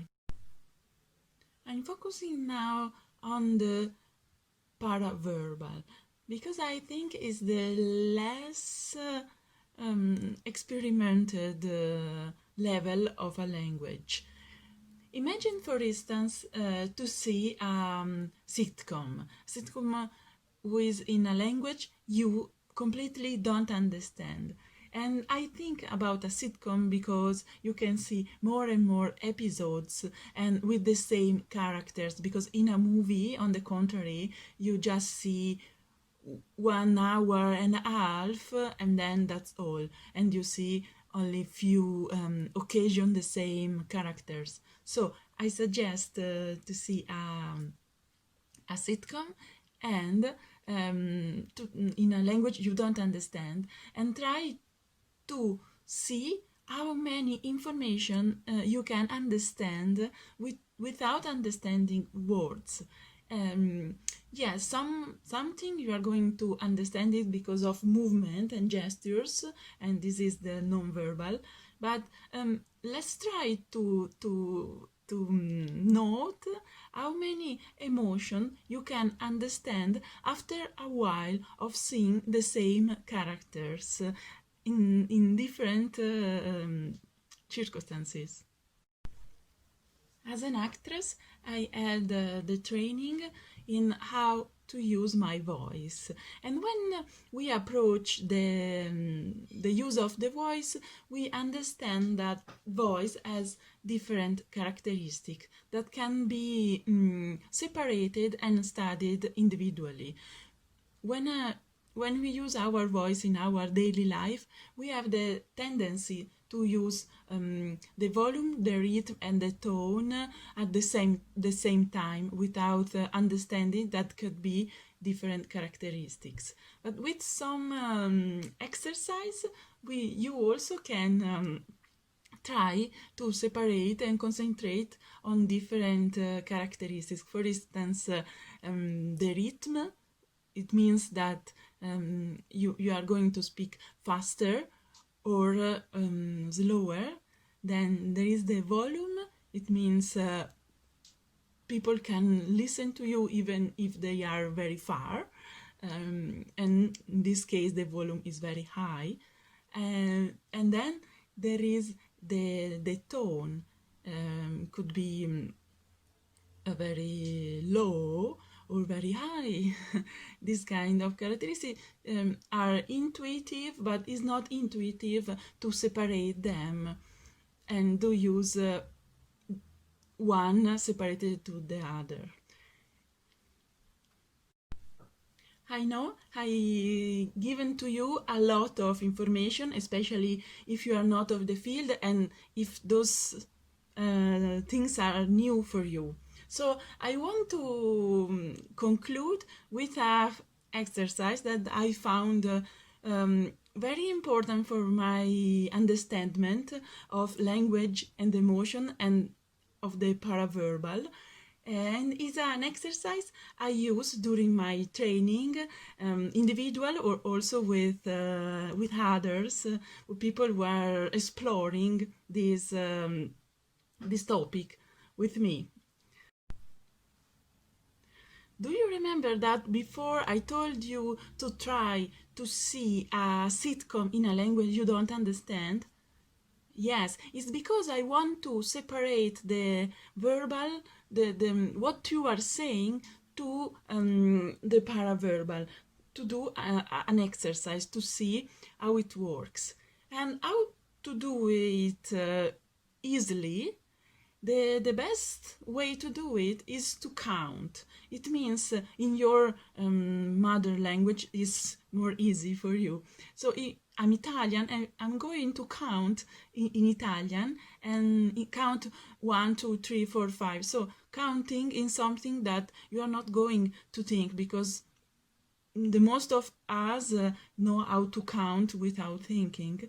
And to use the counting 1, 2, 3 as words you're saying, trying to practice the color of your emotion. So let's try to practice the color of the joy with counting. And the exercise could be like this. Imagine to say something, but in fact you are saying something just in your mind. And just for this, 1, 2, 3, 4, 5, 7, 8, 10. I hope you are enjoying my speech and my exercise, and I'm here for questions if you want. Bye. Thank you, Marta. Are you going to explain us more about the task? Yeah. I'm thinking if it's a good idea to propose this exercise, because actually this is an exercise that I invite you to do. Actually, not now in a Zoom chat. So I have two suggestions. One, to do this exercise by our own, or I have another one that include drowning, or if there is another option, if there is 1 or 2 people who volunteer to try this exercise. I see. Yeah, I see Ramon. Okay. So Ramon, do you want me to explain better the task, I think? Or do you want to try just like this? Because sometimes too much explanation is ruining somehow the joy of doing. Is it something I do on my own or with someone?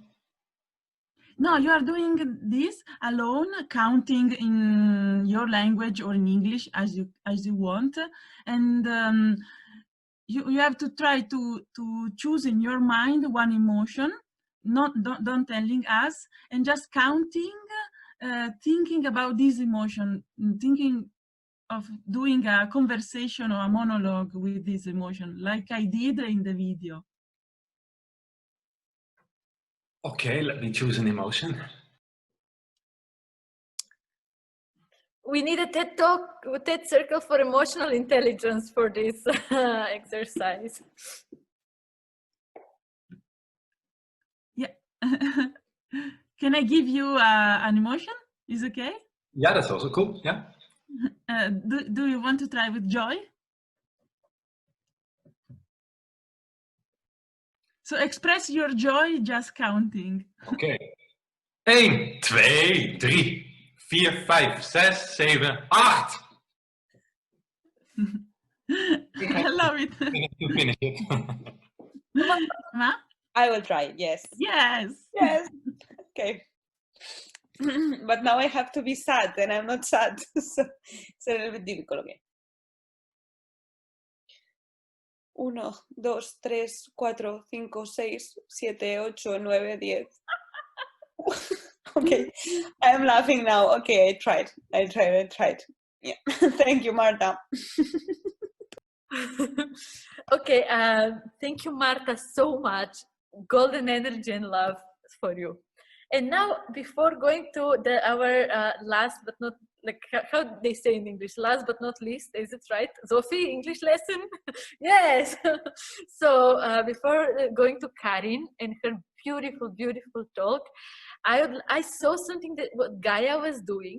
I'm not sure if it was the right or like if my interpretation was right, but I love this so much, and I will invite you all to join in this. Gaia, correct me if I'm wrong, but this was giving self-love by hugging yourself. Like can we all hug ourselves for a while? But like not only like this, also like this. Oh my God, I love my hair, I love my shoulders, I love my fingers, I love my body. And before going sexual, let's stop. So great. Now I'm really happy to give the space to Karin. Karin, I met as well here in Olduvchte, even though she's from Bulgaria, and me too. So yeah, and I will just say that in her presence, I feel love. When I hear her voice, I feel love. I feel gentleness, and if I think I wrote it somewhere that if empathy could be embodied in something or someone, I think it would be Karin. Welcome. It's so beautiful to be here. Like I have been so excited just to stand in front of you and to be able to see you and to feel your faces and your energy and your presence even from the screen, and to just sit and relax into this. So I'm really grateful to have you tonight here and to just to be with you tonight. Yeah. Yeah, we can go to the talk. Yes, I'm going.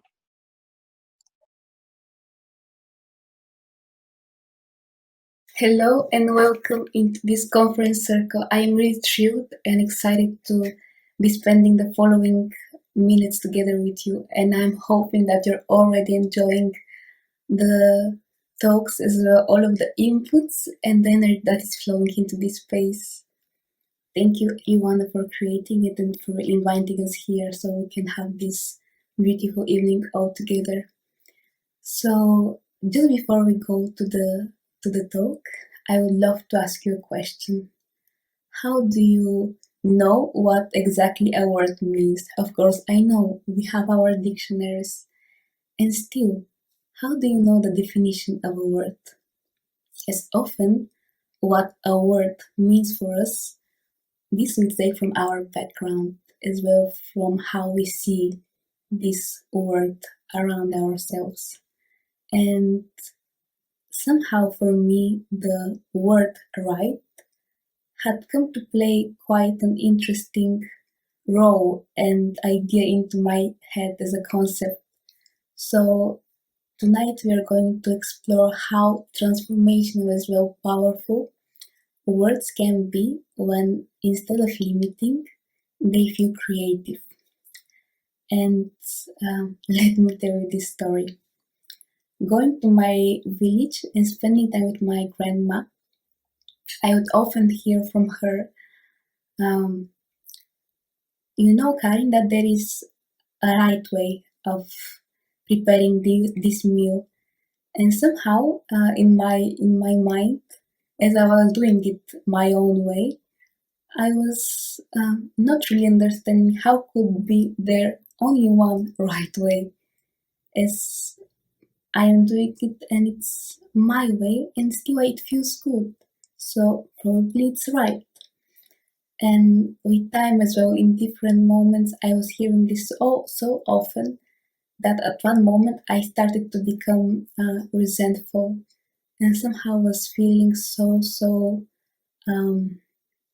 rejected in a way that my opinion didn't have space into this conversation with her. And um, let me tell you that once I got a question, and the question was, can you recall a moment with your grandma when you have been experiencing moments together and those moments felt really beautiful? And at first, believe me or not, I couldn't recall such.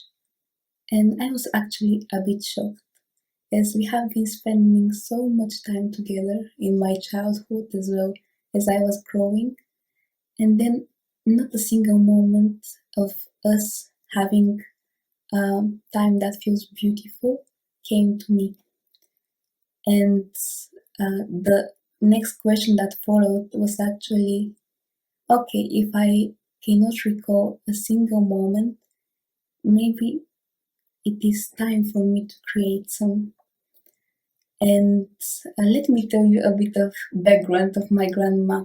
So she has been the youngest of 11 children, from whom only 4 survive. And growing up, she lost her mom at a very young age. So seeing this as a part of her life, she somehow learned from life, and she was taking all of these lessons, all of this life experience proven knowledge that now she wanted to insert almost into my brain if possible. And seeing this, I was somehow really, I couldn't believe, I was really in awe when once I was asked to answer the question if I could see her acts of suggestions, what is right and how one thing needs to be done so it's correct, as acts of love and care, is her showing me love and care. And I was so firmly in the narrative that whatever was happening into, it was almost like a fight with, this is my way, no, this is my way, this is right, so this is right as well. So it was just like we were pinpointing words out of our mouths, but then at the end, I didn't feel any better, or even not with a single bit more understood. And if before I have tried to somehow change her mind about it,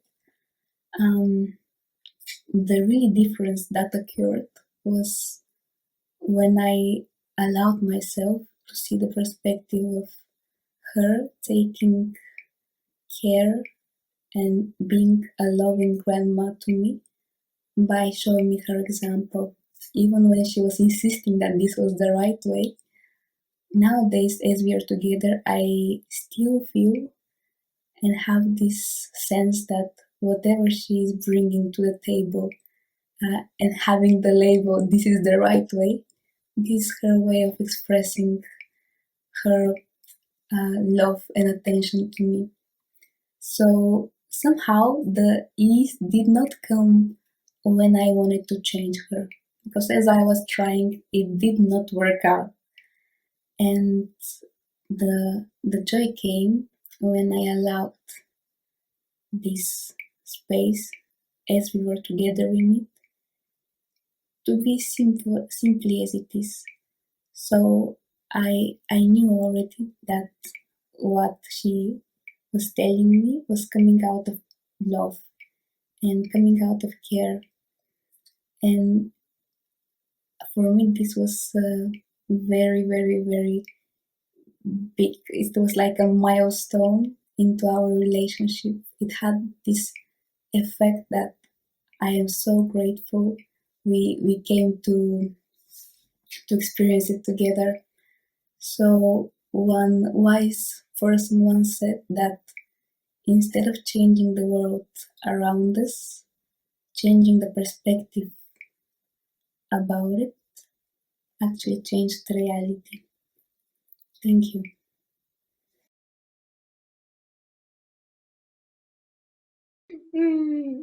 Okay.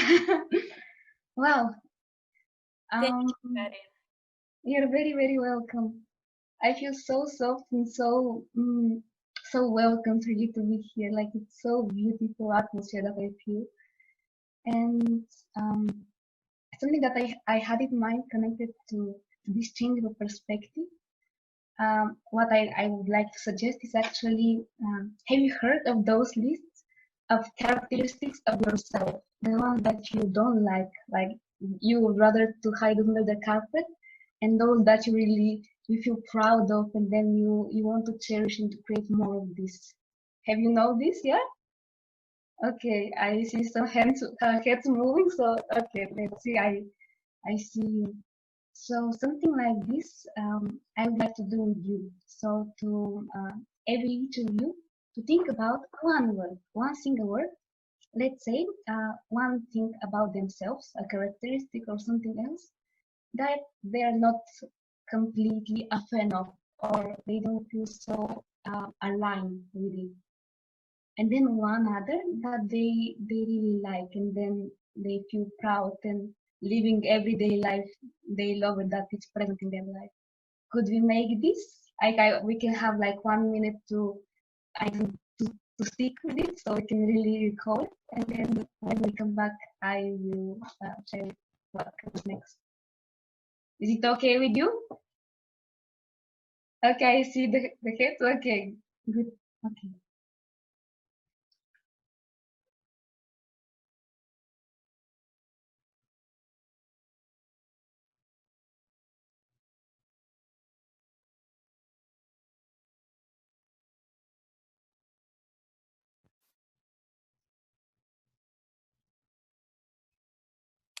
Well, okay. So I hope you're all already there and having it.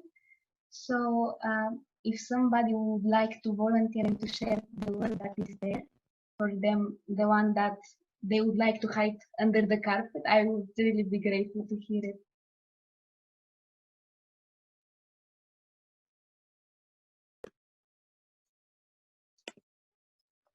I can share mine. Yeah, my word is the one that I want to hide is impatient.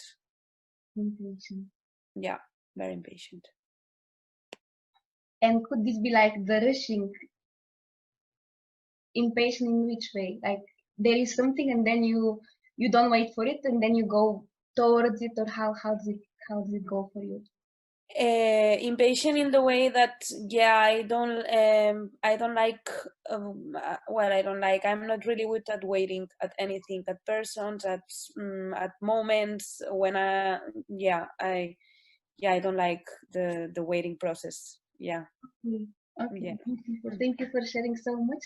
So as you see, often as we have those words or characteristics or whatever that we find within ourselves or like elsewhere, um, if we don't like them, they often come with a minus in our minds. It's something that we would like somehow to take away from our life. So as a positive, it means whole. So it includes as all the minus, is all that flows together. And I really truly believe that every single thing that is around us has its gift. So if my suggestion here was as an exercise to see how in something that would in specific context feel like rather negative or unpleasant, how can it be that in some other context there could be something as a gift coming out of it? So if I would like to ask you, Gemma, if there is any situation in which this impatience was somehow supporting you in any way. Support me, the impatience. Yeah. Oof, okay, well, maybe sometimes in work, people are too like at the last minute, and as I don't like it, I push people to do it in before time, so maybe I am a little bit pushy at work, and this is good for me, not good for my workmates, but I don't really care. It's good. Yeah. Yeah, Joanna knows. So there could be some benefits as well from it. Yes. And this, I assume, of course, I'm not completely 100% sure. I assume that this could work like this for many things that we would often consider as our not so well developed, or things that we are not so at ease with. And still with this, I would really love to just to somehow show you like an example of how a little bit of a change our perspective can somehow create a different even feeling towards like a story that we tell connected to this world or to something else that is present there. So thank you so much, Gemma, and I hope that you could also feel what was happening here. Thank you, Karin. Thank you a lot. Thank you for your talk. Thank you for your beautiful example. So now we heard all the talks, and I would suggest this. We're 1 hour over and some more minutes, and I suppose that some of you are really tired. So I would suggest this. First, I would like to say some words before going to the part of with the questions. I would like to yes. Okay. I would like to first say thank you to my mother who was all the time here with us, and yes, thank you for your support. I will call you later to say thank you in Bulgarian. No, say it now. I want to hear that. Yes, I will say благодаря, мамо, за това, че беше с нас днес. Then Sophia, because I was in the break room with Svetlana. Yes, yes. Your mother. Okay. Nice. Yes. Okay. Thank you, Joanna, for inviting me. It was a really great pleasure, and I expect the question part with interest. So thank you. Thank you all. You are great, all of you. Thank you. Thanks, Mom. Later we will have a call. Now I will cry if I continue speaking. So, second of all, I want to thank for the amazing people that I met here in Olde Vechte. And Olde Vechte is a foundation that creates so much opportunities for me to learn, to grow, and to meet people. Also for the space, you see I'm here in the training room now, so yes, I feel the support of the people. I feel the support of all the Vechte and all the people connected to the foundation. And also I want to thank my beautiful colleagues of Alter Network. It's our newborn baby organization. Thank you, Ivo, for being with us all the time as well. Ivo is our fourth person. He is into business part. I don't know if he's still here. I see his name, but maybe he just opened his Zoom to support his, show his support. But yes, thank you. Hello to everyone. Hello. Ivo, we love you.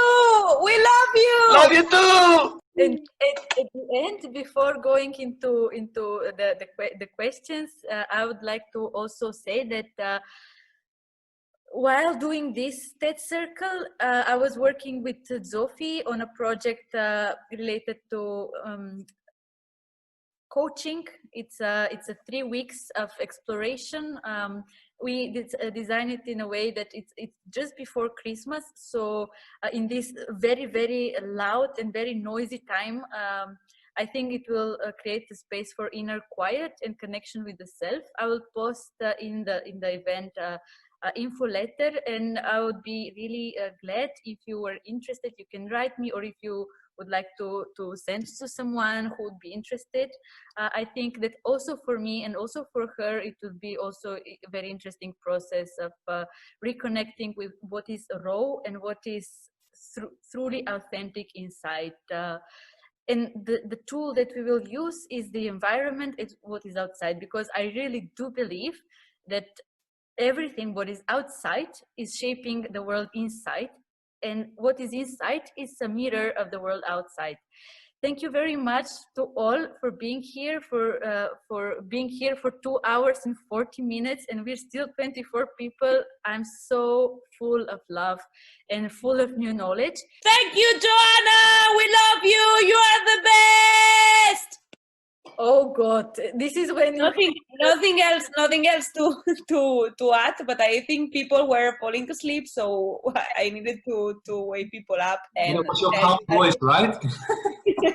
and tell you that I love you and thank you very much for giving us the opportunity to be here. And yeah, I will just leave the word to you. Love you. Can you send me this call for me? I would put it as an alarm clock. Oh my God, all my boyfriends will hate me if I have one day. Good, great. I'm closing with the joke, and I will invite you to turn on your videos just to make this goodbye closing gesture. And yeah, it's the best. Like, let's hug ourselves for goodbye. Goodbye, all. Thank you.